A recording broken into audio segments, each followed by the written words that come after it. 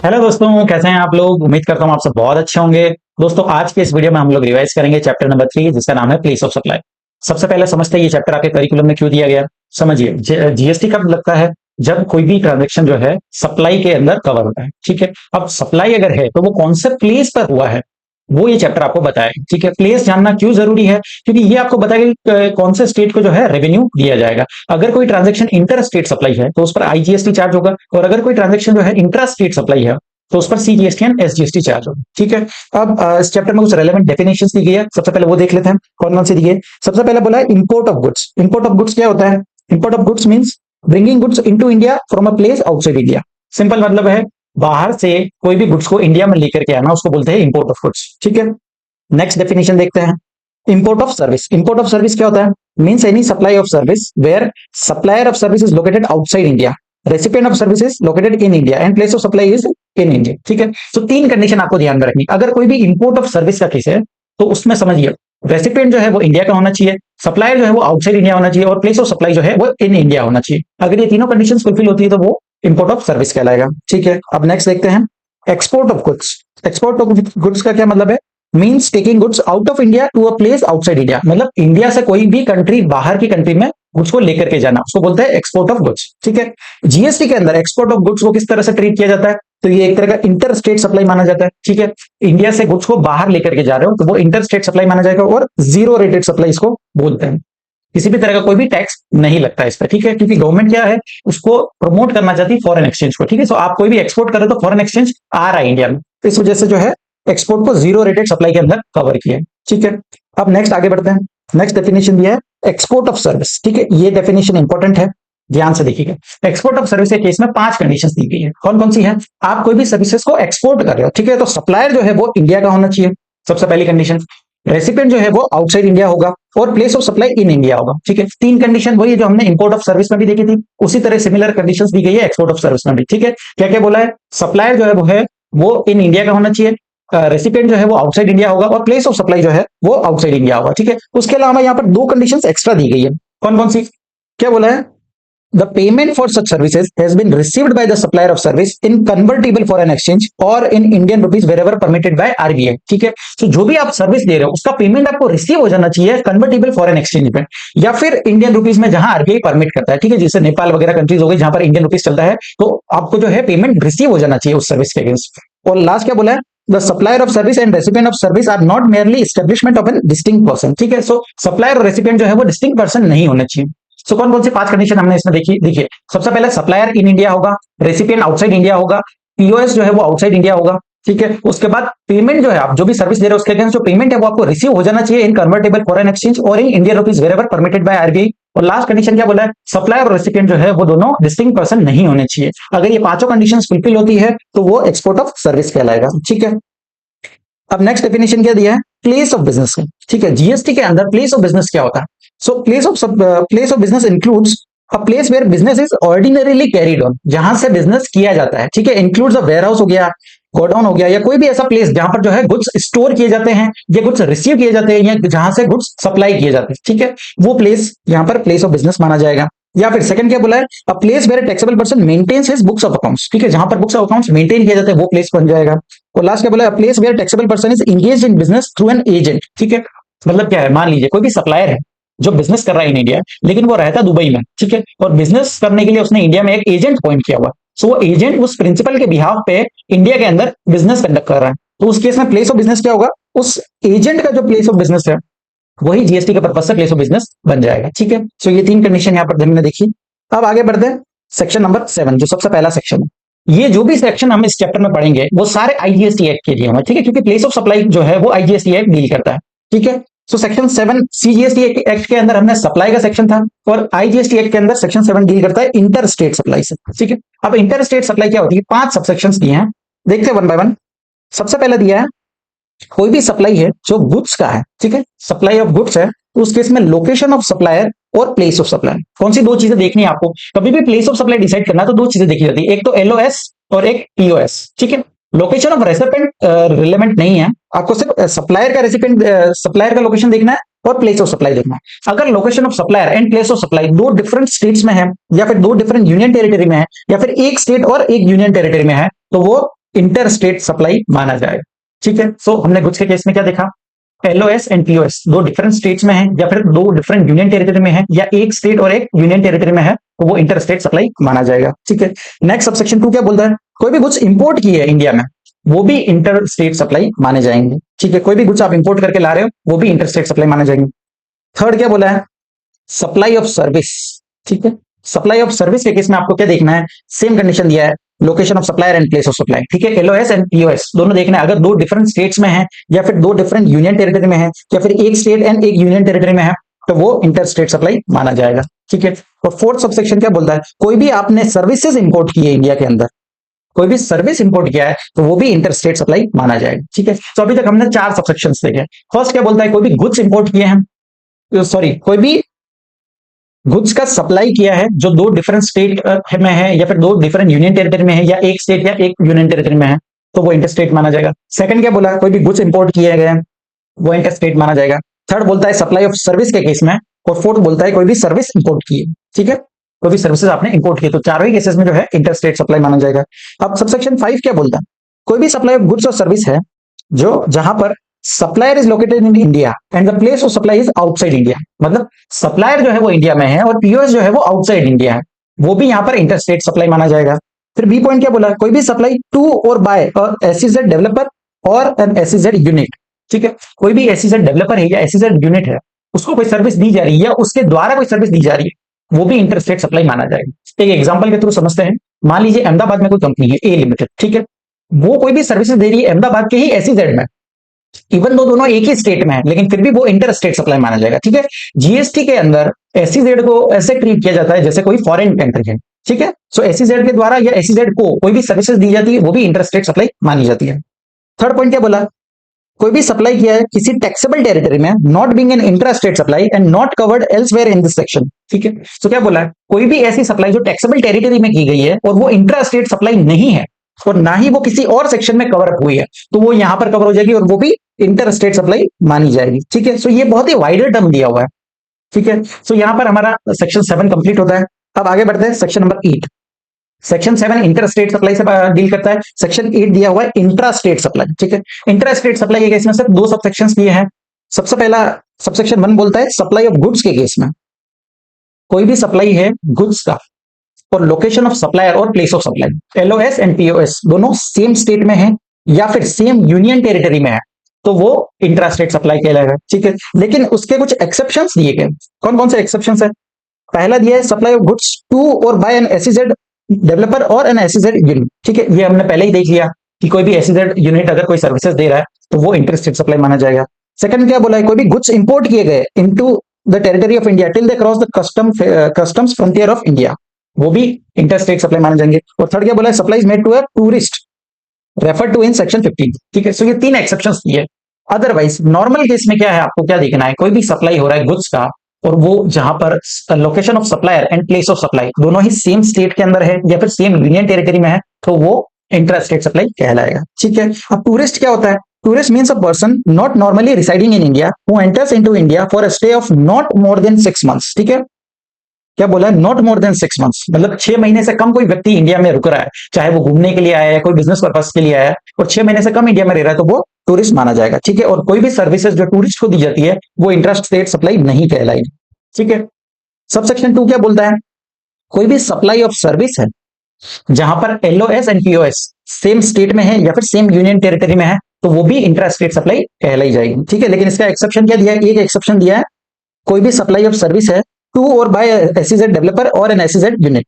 ठीक है, इसके अलावा कोई भी सप्लाई ऑफ सर्विस है जहां पर LOS and POS same state में है या सेम यूनियन टेरिटरी में है, तो वो इंट्रा स्टेट सप्लाई कहलाई जाएगी। ठीक है, अब यहाँ पर एक्सप्लेनेशन दिया हुआ है। एक्सप्लेनेशन 1 क्या बोलता है कि कोई भी एक स्टेब्लिशमेंट है जो इन इंडिया है और अदर स्टेब्लिशमेंट आउटसाइड इंडिया है, तो वो क्या मानी जाएगी, स्टेब्लिशमेंट ऑफ डिस्टिंक्ट पर्सन। ठीक है, स्टेब्लिशमेंट ऑफ डिस्टिंक्ट पर्सन ही मानी जाएगी। सेकंड क्या बोला है, कोई भी एक स्टेब्लिशमेंट किसी एक स्टेट या यूनियन टेरिटरी में है और दूसरी स्टेब्लिशमेंट किसी दूसरे स्टेट या यूनियन टेरिटरी में है, तो वो दोनों ही स्टेब्लिशमेंट जो है वो स्टेब्लिशमेंट ऑफ डिस्टिंक्ट पर्सन मानी जाएगी। ठीक है, जहां पर सेम पैन है लेकिन रजिस्ट्रेशन डिफरेंट है। ठीक है, डिस्टिंक्ट पर्सन का मतलब सिंपल है, सेम पैन सेपरेट रजिस्ट्रेशन। ठीक है, थर्ड क्या बोला है, कोई भी एक स्टेब्लिशमेंट किसी स्टेट या यूनियन टेरिटरी में है और दूसरे स्टेब्लिशमेंट जो है वो भी सेम स्टेट और यूनियन टेरिटरी में, लेकिन अनरजिस्टर्ड। ठीक है, मान लीजिए एक एग्जांपल के थ्रू समझते हैं। मैं अहमदाबाद में रहता हूं, ठीक है, मेरा एक जो एंटिटी है वो टैक्सेबल सप्लाई करता है और दूसरा एंटिटी जो है वो एग्जाम सप्लाई करता है। ठीक है, और दोनों का पैन सेम है, रजिस्ट्रेशन सेपरेटली होगा। तो उस केस में वो दोनों ही एस्टेब्लिशमेंट जो है वो एस्टेब्लिशमेंट ऑफ डिस्टिंक्ट पर्सन कहलाई जाएगी। ठीक है, इवन दो सेम स्टेट में है लेकिन डिफरेंट एंटिटीज है, डिफरेंट रजिस्ट्रेशन है, तो वो एस्टेब्लिशमेंट ऑफ डिस्टिंक्ट पर्सन कहलाई जाएगी। ठीक है, सो आई होप एक्सप्लेनेशन 1 आपको समझा होगा। अब एक्सप्लेनेशन 2 क्या बोल रहा है? A person carrying on a business through a branch or an agency or a representational office in any territory shall be treated as an establishment in that territory। ठीक है, कोई भी पर्सन है जिसका ब्रांच है या कोई एजेंसी है, कोई रिप्रेजेंटेशनल ऑफिस है किसी टैक्सेबल टेरिटरी में, तो वो भी मान लिया जाएगा कि उसी का एस्टेब्लिशमेंट है। ठीक है, सो आई होप ये एक्सप्लेनेशन आपको समझा होगा। अब आगे बढ़ते हैं सेक्शन नंबर 9। हमने अभी तक 2 सेक्शन देखे हैं। सेक्शन नंबर 7 जो बात करता है इंटर स्टेट सप्लाई के बारे में, सेक्शन नंबर 8 जो बात करता है इंट्रा स्टेट सप्लाई। ठीक है, दोनों ही सेक्शन जो है आईजीएसटी एक्ट है। इस चैप्टर में हम जितने भी सेक्शंस पढ़ेंगे वो सारे के सारे सेक्शन आईजीएसटी एक्ट के दिए हुए। ठीक है, सेक्शन नंबर 9 डील करता है सप्लाईज इन टेरिटोरियल वाटर्स। ठीक है, सबसे पहले टेरिटोरियल वाटर्स होता क्या है? ठीक है, सो इंडिया जो है, जीएसटी के अंदर इंडिया का डेफिनेशन क्या है कि इंडिया इंक्लूड्स जो भी आपका लैंड एरिया है, जो आप मैप देखते हो इंडिया का, वो एरिया इंक्लूड है। पानी में जो है up to 12 nautical miles, 12 nautical miles तक वो इंडिया का ही पार्ट कहलाता है और वो इंडिया का ही टेरिटोरियल वाटर कहलाता है। ठीक है, सो वहां पर कोई सर्विस दी गई है अप टू 12 नॉटिकल माइल्स में from the base line of a coastal state, तो वो भी जीएसटी के अंदर कवर होगी। ठीक है, जीएसटी चाहे आप वाटर्स में सप्लाई करो, चाहे लैंड पे सप्लाई करो, चाहे आप हवा में एरोप्लेन में सप्लाई करो, आपको हर जगह टैक्स देना है। ठीक है, हर चीजें कवर की गई है। सो टेरिटोरियल वाटर क्या होता है? जो अप टू 12 नॉटिकल माइल्स है from the base line of coastal state. ठीक है, सो कोई भी सप्लाई हुआ है जो टेरिटोरियल वाटर में है। ठीक है, तो अब यहां पर हम जनरली प्लेस ऑफ सप्लाई में 2 चीजें देखते हैं, लोकेशन ऑफ सप्लायर और प्लेस ऑफ सप्लाई। ठीक है, सो फर्स्ट केस क्या दिया है? कोई लोकेशन ऑफ सप्लायर है जो टेरिटोरियल वाटर में है, या फिर प्लेस ऑफ सप्लाई जो है वो टेरिटोरियल वाटर में है। तो उस केस में पीओएस कैसे डिसाइड करेंगे? वो कोस्टल स्टेट को हम प्लेस ऑफ सप्लाई मान लेंगे जो नियरेस्ट पॉइंट है, nearest point of the appropriate base line is located. ठीक है, सो जो भी जहां पर टेरिटोरियल वाटर है वहां से जो भी nearest point of coastal state होगा, जो भी सबसे पास में जो स्टेट होगा वही पीओएस मान लिया जाएगा। ठीक है, सो आई होप सेक्शन 9 आपको क्लियर हुआ होगा। अब आगे बढ़ते हैं सेक्शन नंबर 10। ठीक है, अब यहां पर आगे हम अपने को 4 सेक्शंस पढ़ने हैं, सेक्शन 10, 11, 12 एंड 13। 10 और 11 जो है वो गुड्स से बात के साथ डील करते हैं और 12 और 13 जो है वो सर्विसेज से डील करते हैं। ठीक है, 10 सबसे पहले इंडिया की बात होगी, डोमेस्टिक सप्लाईज की बात होगी, उसके बाद इंटरनेशनल सप्लाईज की बात होगी। ठीक है, सो 10 गुड्स की बात करता है डोमेस्टिक सप्लाई में, 11 बात करता है गुड्स की जो इंटरनेशनल ट्रांजेक्शन होता है। ठीक है, तो सबसे पहले सेक्शन 10 डील करता है। 10 देखते हैं, place of supply of goods other than supply of goods imported into और एक्सपोर्टेड फ्रॉम इंडिया। ठीक है, तो ये कौन सा केस है जहां पर सप्लायर और रेसिपिएंट दोनों ही इंडिया में है और सप्लाई जो है वो गुड्स का किया जा रहा है। ठीक है, सो 1 बाय 1 देखते हैं। सबसे पहला section, section 10(1)(a). 10(1)(a) deal करता है supply involving movement of goods. क्या बोला है? कोई भी ऐसा सप्लाई जहां गुड्स का मूवमेंट हो रहा है। ठीक है, एक जगह से गुड्स को दूसरी जगह ले जाया जा रहा है। एक एग्जांपल के थ्रू समझते हैं। मैंने उदयपुर से कोई गुड्स सप्लाई किया है अहमदाबाद।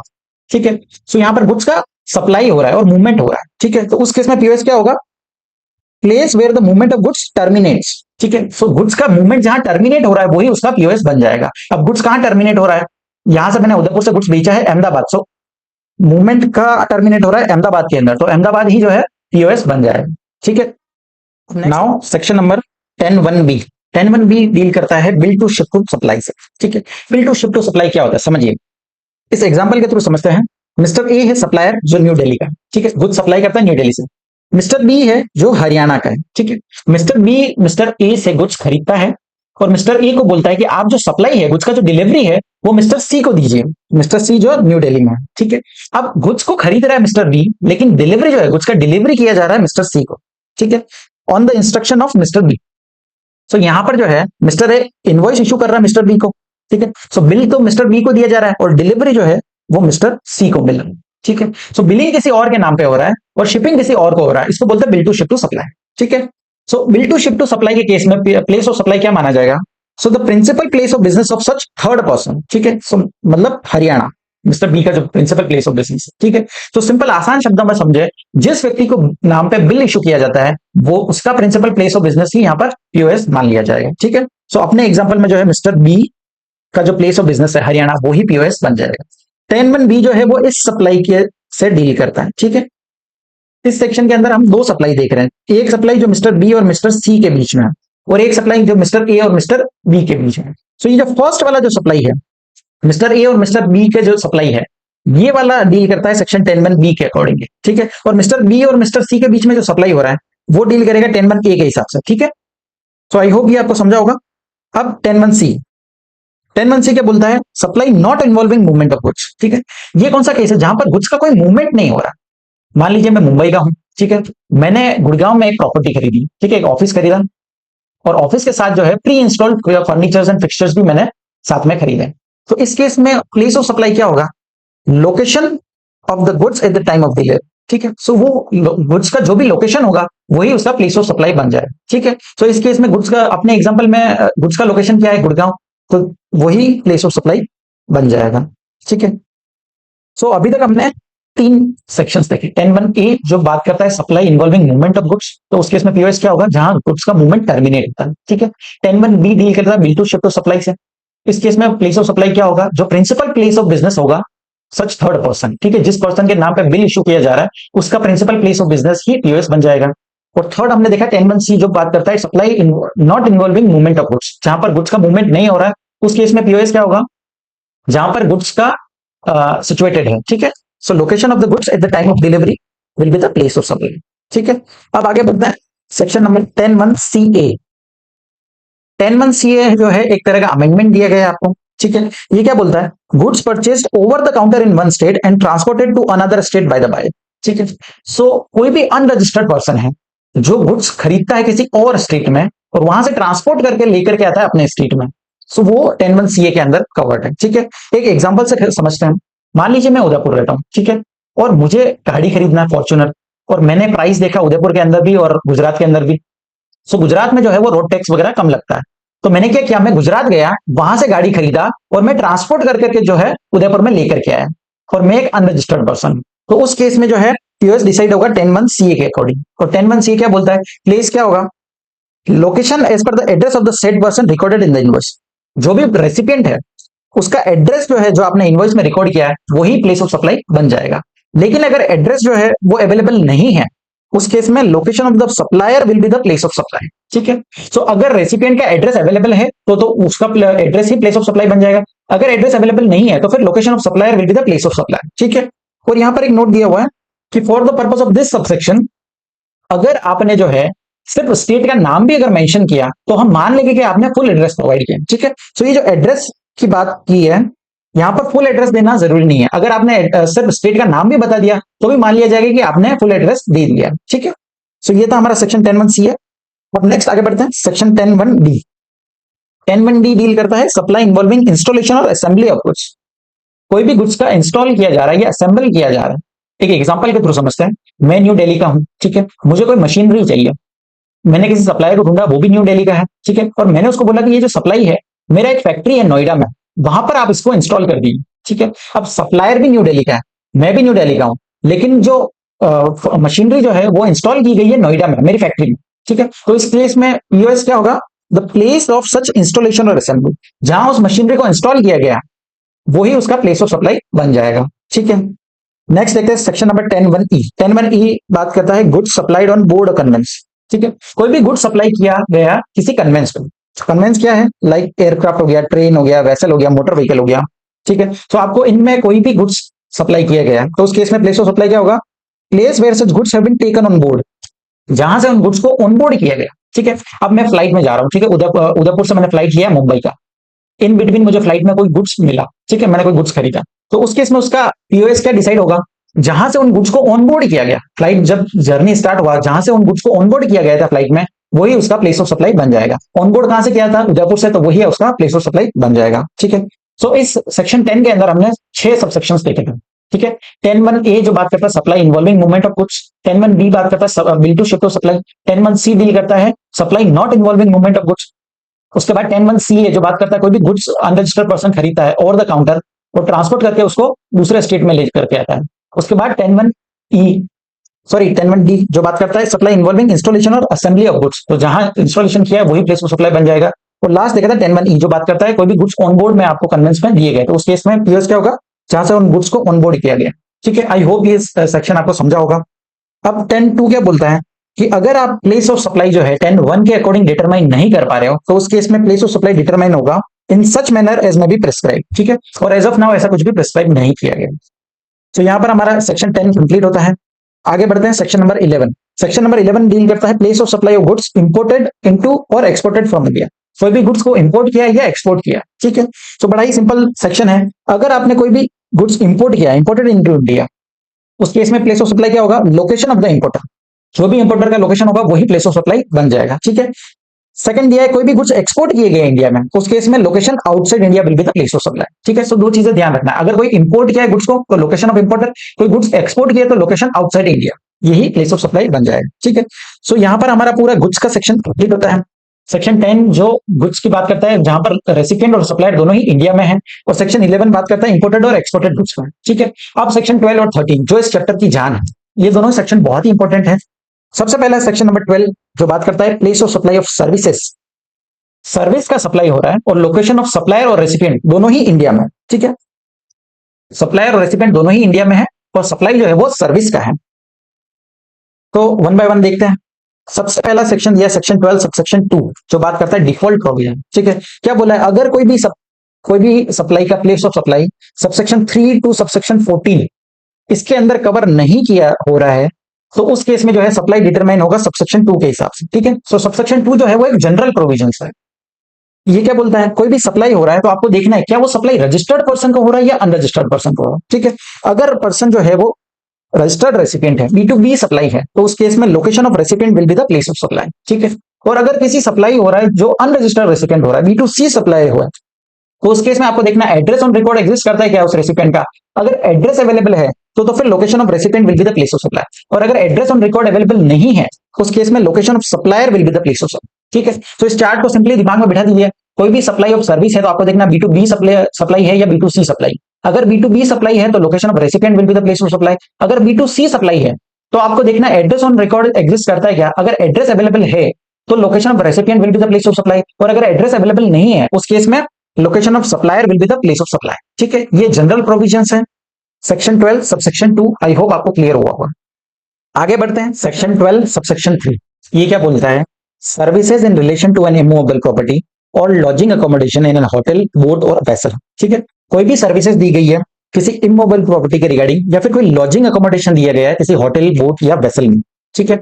सो कौन कौन सी सर्विसेज यहां पर कवर की गई है वन बाय वन देखते हैं। The place of supply of services, जहां पर कोई भी सर्विसेज दी गई है directly in relation to an immovable property, including services provided by way of architecture, interior decorator का सर्विसेज हो गया, सर्वेयर की service, engineers and other related experts, या फिर कोई भी सर्विस है जहां पर grant of right to use immovable property, ठीक है। आप राइट दे रहे हो इमूवेबल प्रॉपर्टी यूज करने का, ठीक है, रेंट पे दिया है, इस तरह की कोई सर्विस हो गई। फॉर कैरिंग आउट और कोऑर्डिनेशन ऑफ कंस्ट्रक्शन वर्क, ठीक है।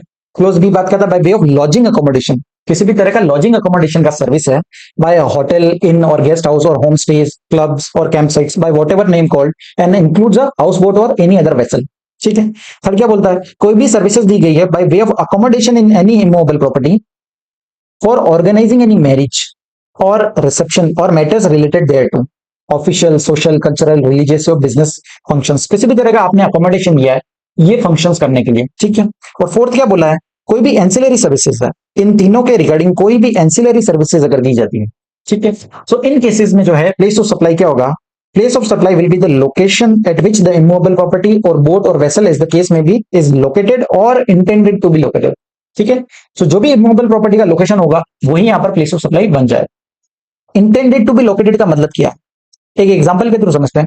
आपने कोई भी आर्किटेक्ट सर्विस दी, ठीक है, और आपने उसको बोला कि यार मुझे एक प्लान बना करके दो कि बिल्डिंग कैसा बनेगा, ठीक है। सो एज ऑफ नाउ यहां पर कोई भी बिल्डिंग एग्जिस्ट नहीं करता है, ठीक है, लेकिन वो इंटेंडेड है कि फ्यूचर में वहां पर बिल्डिंग बनाया जाएगा, तो उस केस में भी जो लोकेशन ऑफ इमूवेबल प्रॉपर्टी होगा या फिर इंटेंडेड टू बी लोकेटेड है वही लोकेशन उसका प्लेस ऑफ सप्लाई मान लिया जाएगा, ठीक है। अब नेक्स्ट एक प्रोविजो दिया है कि जहां पर लोकेशन ऑफ इमूवेबल प्रॉपर्टी और बोट और वेसल इज लोकेटेड और intended to be located outside India, मतलब क्या बोला है? इमूवेबल प्रॉपर्टी जो है वो आउटसाइड इंडिया लोकेटेड है, उस केस में पीओएस क्या होगा? Location of the recipient will be the place of supply, ठीक है।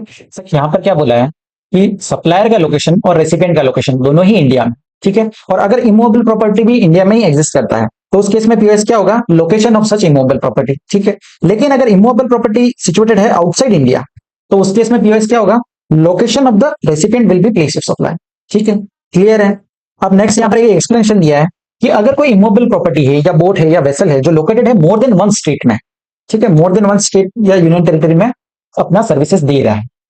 उस केस में आप पीओएस कैसे डिसाइड करोगे, तो आपको जो भी सर्विसेज दिए गया उसका वैल्यू को प्रोपोर्शनेट करना पड़ेगा, proportion to the value of service. ठीक है, और प्रोपोर्शन कैसे करोगे, जो भी कॉन्ट्रैक्ट या एग्रीमेंट में मेंशन किया गया है उसके हिसाब से आपको प्रोपोर्शनेट वैल्यू ऑफ सर्विस लेना पड़ेगा। ठीक है, एक एग्जांपल के थ्रू समझते हैं।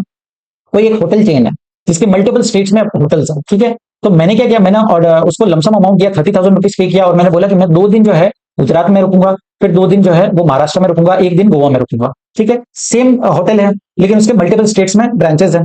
तो उस केस में क्या होगा, वैल्यू ऑफ सर्विस जो जितना भी मैंने पैसा पे किया उसको मेरे को प्रोपोर्शनेट करना पड़ेगा। और प्रोपोर्शनेट कैसे करेंगे, कॉन्ट्रैक्ट या एग्रीमेंट के हिसाब से। ठीक है, लेकिन अगर ऐसा कोई भी कॉन्ट्रैक्ट या एग्रीमेंट एग्जिस्ट नहीं करता है तो उस केस में हम वैल्यू निकालेंगे रूल 4 ऑफ द आईजीएसटी के हिसाब से। ठीक है, rule 4 of the IGST rules क्या बोलता है कि अगर आपका कॉन्ट्रैक्ट या एग्रीमेंट एग्जिस्ट नहीं करता है उस केस में आपको प्लेस ऑफ सप्लाई कैसे डिसाइड करनी। ठीक है, सो 3 पॉइंट्स यहां पर दिए गए हैं, वन बाय वन देखते हैं। सबसे पहला क्या बोला है, services provided by way of lodging accommodation by hotel inn और गेस्ट हाउस। ठीक है, और इट्स एंसिलरी सर्विसेज, कोई भी लॉजिंग अकोमोडेशन का सर्विस है उस केस में आपको क्या देखना है, number of nights stayed in such property, कितने नाइट्स कितने आपने स्टे किया है कौन से स्टेट में। ठीक है, मान लीजिए 2 दिन अहमदाबाद में रहे हो, फिर 3 दिन महाराष्ट्र में रहे हो, तो आपको देखना है कितने नाइट्स आप कितने स्टेट में रुके हो। ठीक है, उस हिसाब से आप प्रोपोर्शनेट कर लेंगे। नेक्स्ट नेक्स्ट क्या बोला है, कोई भी सर्विसेज दिया गया by way of lodging accommodation by house boat और वेसल। ठीक है, कोई भी हाउस बोट या वेसल में आपको कोई सर्विस दिया गया लॉजिंग का। ठीक है, सो मान लीजिए एग्जांपल के थ्रू समझते हैं कि मैंने कोई हाउस बोट लिया, वो हाउस बोट मुझे केरला से कर्नाटक लेकर के जाएगा। ठीक है, एक स्टेट से दूसरे स्टेट में लेकर के जा रहा है, मोर देन वन स्टेट यहाँ पर कवर्ड है। ठीक है, तो आपको उस केस में क्या देखना है, time spend by the boat और vessel in each such state और यूनियन टेरिटरी। ठीक है, कितना टाइम उसने कौन सा स्टेट में रहा है। अगर मान लीजिए 20 आवर्स वो केरला के अंदर चलता है और 4 आवर्स वो कर्नाटक में चलता है, तो आपको क्या लेना है, उसका रेशियो लेना है, 20:4 के रेशियो में आपको जो है वैल्यू ऑफ सर्विस को प्रोपोर्शनेट कर लेना है।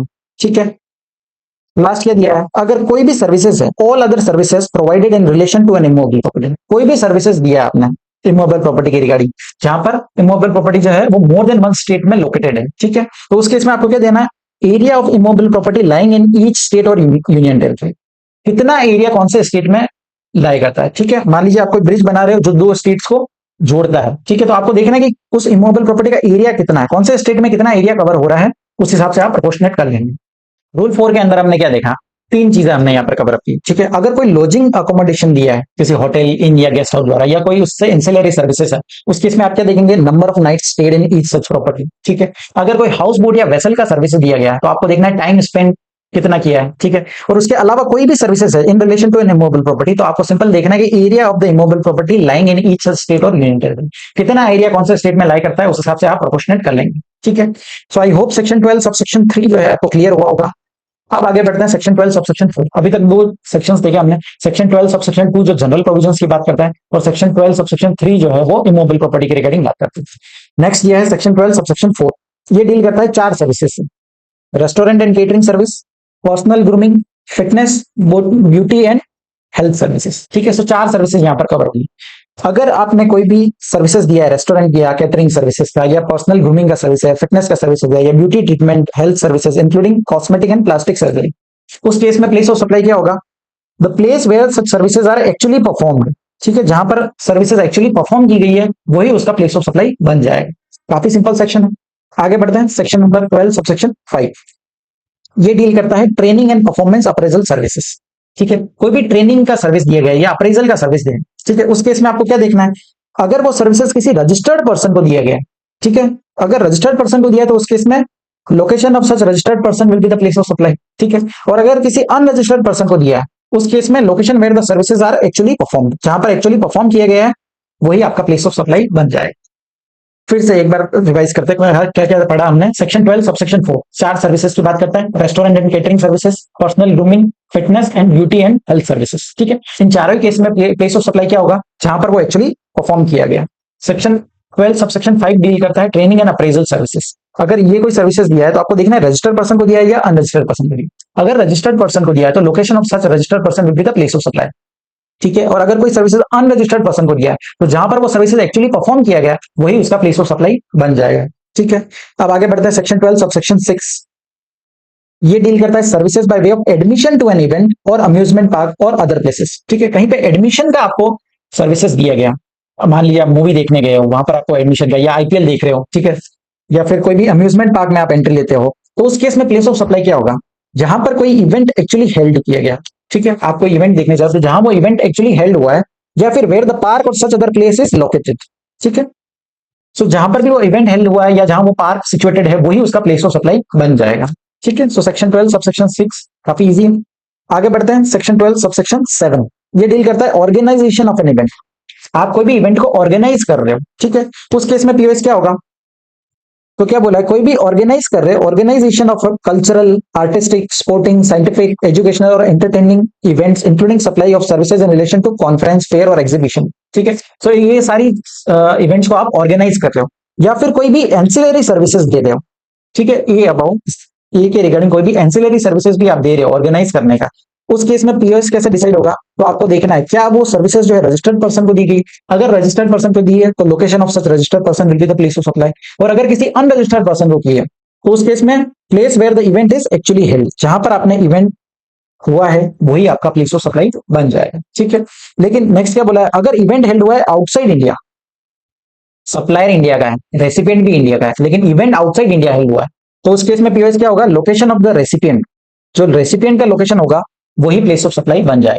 सेम चीज हमने इमोबल प्रॉपर्टी के केस में भी देखी थी, जहां पर सप्लायर और रेसिपिएंट दोनों ही इंडिया में, लेकिन immovable property outside India located है, उस केस में पीओएस क्या था? लोकेशन ऑफ सच रेसिपिएंट, ठीक है, रजिस्टर्ड पर्सन का जो लोकेशन है वही प्लेस ऑफ सप्लाई बन जाएगा। सेम चीज यहां पर भी दी गई है। अब नेक्स्ट एक एक्सप्लेनेशन दिया है कि अगर इवेंट हेल्ड हुआ है मोर देन वन स्टेट या यूनियन टेरिटरी में, जिसके लिए कंसोलिडेटेड अमाउंट चार्ज किया, ठीक है, कंसोलिडेटेड अमाउंट चार्ज किया और इवेंट जो है मोर देन वन स्टेट में हेल्ड हुआ है, उस केस में आपको क्या करना पड़ेगा? वैल्यू ऑफ सर्विस को प्रोपोर्शनेट करना पड़ेगा। और प्रोपोर्शनेट कैसे करोगे? जो भी कॉन्ट्रैक्ट या एग्रीमेंट में दिया होगा उस हिसाब से, उस प्रोपोर्शन में जो है आपको वैल्यू ऑफ सर्विस को प्रोपोर्शन करना पड़ेगा। लेकिन अगर कोई ऐसा कॉन्ट्रैक्ट या एग्रीमेंट एग्जिस्ट नहीं करता है, उस केस में आपको जो है रूल 5 के हिसाब से प्रोपोर्शन निकालना पड़ेगा। और रूल 5 क्या बोलता है? जनरली एक्सेप्टेड अकाउंटिंग प्रिंसिपल्स, ठीक है। तो जनरली एक्सेप्टेड अकाउंटिंग प्रिंसिपल्स के हिसाब से आपको वैल्यू ऑफ सर्विस को प्रोपोर्शनेट करना पड़ेगा, ठीक है। तो अभी तक हमने कौन कौन से सेक्शंस देखे? सेक्शन 12 सबसेक्शन 2 जो बात करता है जनरल प्रोविजंस, उसमें आपको क्या देखना है? अगर कोई भी सर्विसेज दी है, बी टू बी सर्विसेज है, रेसिपिएंट जो है वो बी टू बी है, उस केस में location of recipient will be the place of supply. अगर आपने बी टू सी सर्विसेज दी है, ठीक है, तो उस केस में देखना है कि रेसिपिएंट का अगर एड्रेस ऑन रिकॉर्ड एग्जिस्ट करता है तो उस केस में location of recipient will be the place of supply, और अगर उसका एड्रेस ऑन रिकॉर्ड एग्जिस्ट नहीं करता है उस केस में location of supplier will be the place of supply, ठीक है। उसके बाद हमने सेक्शन 12 सबसेक्शन 3 देखा, जो बात करता है इमूवेबल प्रॉपर्टी, हाउस बोट या वेसल में कोई सर्विसेज दी गई है, तो उस केस में लोकेशन क्या होगा? Location of such immovable property will be the place of supply. उसके बाद सेक्शन 12 सबसेक्शन 4 बात करता है चार सर्विसेज, कौन सी? Restaurant and catering services, personal grooming, fitness and beauty and health services. अगर ये चारों सर्विसेज आपने दी है उस केस में पीओएस क्या होगा? Place where such services are actually perform. उसके बाद सेक्शन 12 सबसेक्शन 5 जो डील करता है ट्रेनिंग एंड अप्रेजल सर्विसेज। अगर कोई ट्रेनिंग एंड अप्रेजल सर्विसेज दिया गया तो आपको देखना है क्या वो रजिस्टर्ड पर्सन को दिया गया है। अगर रजिस्टर्ड पर्सन को दिया गया है तो location of such registered person will be the place of supply. अगर अनरजिस्टर्ड पर्सन को दिया गया है तो the location where such services are actually performed, वही आपका प्लेस ऑफ सप्लाई हो जाएगा। उसके बाद हमने नेक्स्ट देखा इवेंट का, ठीक है। आपने कोई भी सर्विसेज लिया है, एडमिशन ऑफ एन इवेंट या अम्यूजमेंट पार्क या कोई भी अदर प्लेस का, तो उस केस में लोकेशन क्या होगा? जहां वो एक्चुअली लोकेटेड है, जहां वो प्लेस लोकेटेड है या जहां वो इवेंट हेल्ड हुआ है वही उसका लोकेशन बन जाएगा, ठीक है। और सेक्शन 12 सबसेक्शन 7 ये क्या बोलता है? Organizing of an event. आपने कोई ऑर्गेनाइज किया कोई इवेंट को या उससे रिलेटेड कोई सर्विसेज दिया है, उस केस में आपको क्या देखना है? अगर रजिस्टर्ड पर्सन को सर्विसेज दिया है तो location of such registered person, और अगर अनरजिस्टर्ड पर्सन को दिया है तो location where such event is actually held. लेकिन अगर इवेंट आउटसाइड इंडिया हेल्ड हुआ है तो location of recipient will be the place of supply, ठीक है। आई होप यहां तक आपको क्लियर है। अब आगे बढ़ते हैं सेक्शन 12 सबसेक्शन 8। ये क्या बोलता है? Transportation of goods including male and courier, ठीक है। गुड्स को ट्रांसपोर्ट किया जा रहा है, सो ट्रांसपोर्टेशन सर्विसेज दी जा रही, ठीक है। तो इस केस में पीओएस क्या होगा? तो अगर सर्विसेज किसी रजिस्टर्ड पर्सन को दी गई है तो location of such registered person will be the place of supply, और अगर किसी अनरजिस्टर्ड पर्सन को सर्विसेज दी जा रही तो the place where goods are handed over for their transportation, जहां आपने गुड्स को हैंड ओवर किया वही आपका प्लेस ऑफ सप्लाई बन जाएगा, ठीक है। एक एग्जांपल के थ्रू समझते हैं। मेरे को कोई गुड्स जो है वो ट्रांसपोर्ट कराना है, ठीक है। उदयपुर से जो मैं मुंबई ट्रांसपोर्ट कर रहा हूँ गुड्स को, सो मैंने उस ट्रांसपोर्टिंग एजेंसी जो है उसको मैंने गुड्स हैंड ओवर कहां किया है? उदयपुर में। तो उसके इसमें प्लेस ऑफ सप्लाई क्या होगा? Udaipur will be the place of supply अगर रेसिपिएंट अनरजिस्टर्ड है, ठीक है। अब नेक्स्ट क्या बोला है? Where the goods being transported outside India. Goods जो है वो ट्रांसपोर्ट आउटसाइड इंडिया किए जा रहे हैं, सप्लायर इंडिया का, रेसिपिएंट भी इंडिया का, लेकिन गुड्स जो है वो ट्रांसपोर्ट आउटसाइड इंडिया किए जा रहे हैं, उस केस में भी जो है प्लेस ऑफ सप्लाई डिटरमाइन होगा सेक्शन 12 सबसेक्शन 8 के हिसाब से ही डिसाइड होगा, ठीक है। अर्लियर ऐसा दिया गया था कि अगर गुड्स जो है वो आउटसाइड इंडिया ट्रांसपोर्ट किए जा रहे हैं तो पीओएस जो है वो लोकेशन आउटसाइड इंडिया माना जाएगा, लेकिन उसको अमेंड कर दिया गया और अब क्या बोला है कि इसका प्लेस ऑफ सप्लाई जो है वो डिटरमाइन होगा सेक्शन 12 सबसेक्शन 8 के हिसाब से ही। और ये क्या बोलता है, अगर रजिस्टर्ड पर्सन है तो location of such registered person, और अगर अनरजिस्टर्ड पर्सन है तो place where the goods are handed over will be the place of supply, ठीक है। So I hope section 12 subsection 8 आपको क्लियर हुआ होगा। नेक्स्ट देखते हैं सेक्शन 12 सबसेक्शन 9। ये क्या बोलता है, पैसेंजर ट्रांसपोर्टेशन सर्विसेज, ठीक है। पैसेंजर का आपको ट्रांसपोर्टेशन सर्विसेज दे रहे हैं, उस केस में प्लेस ऑफ सप्लाई क्या होगा, अगर सर्विसेज किसी रजिस्टर्ड पर्सन को दी गई तो location of such registered person will be the place of supply, ठीक है। और अगर किसी अनरजिस्टर्ड पर्सन को दी गई है तो वो वाला प्लेस लेना है जहां पर passenger embarks on the conveyance for a continuous journey. Embarks मतलब जहां से जर्नी स्टार्ट किया जाता है, ठीक है। सो जहां से जर्नी स्टार्ट हो रहा है वही उसका प्लेस ऑफ सप्लाई मान लिया जाएगा, लेकिन एक प्रोवाइजो दिया है कि जहां पर point of embarkation is not known at the time of issue of right, ठीक है। सो कहां से वो पैसेंजर अपना जर्नी स्टार्ट करेगा ये पता नहीं है आपको।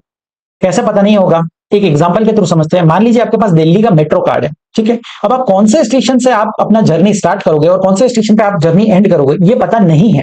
उस केस में प्लेस ऑफ सप्लाई कैसे डिसाइड होगा, तो आपको जो है सेक्शन 12 सबसेक्शन 2 जो अपना जनरल प्रोविजंस था उसके हिसाब से आपको प्लेस ऑफ सप्लाई डिटरमाइन करना पड़ेगा, ठीक है। अब दिल्ली मेट्रो जो है वो दिल्ली में भी चलता है, नोएडा में भी चलता है, नोएडा यूपी में आता है, ठीक है। सो क्या हो रहा है, एक स्टेट से दूसरे स्टेट में आप जा रहे हो और पॉइंट ऑफ एम्बार्केशन आपको पता नहीं है, तो आपको जो जनरल रूल है सेक्शन 12 सबसेक्शन 2 के हिसाब से आपको पीओएस डिसाइड करना है। और ये कब होगा, जब किसी सर्विसेज दिए गए अनरजिस्टर्ड पर्सन को, ठीक है। अगर रजिस्टर्ड पर्सन है तो इतना पॉइंट ऑफ एम्बार्केशन आपको देखना ही नहीं है, simple location of such registered person will be the place of supply, ठीक है। अगर अनरजिस्टर्ड है तो देखना है आपको जहां से जर्नी स्टार्ट किया जा रहा है वो प्लेस ऑफ सप्लाई बन जाएगी, ठीक है। अब एक्सप्लेनेशन क्या दिया है, return journey shall be treated as a separate journey, ठीक है। आप वापस रिटर्न जर्नी, आपने टिकट बुक किया, आने और जाने के दोनों का टिकट साथ में बुक कर दी, लेकिन फिर भी जो रिटर्न जर्नी है वो सेपरेट जर्नी माना जाएगा, ठीक है।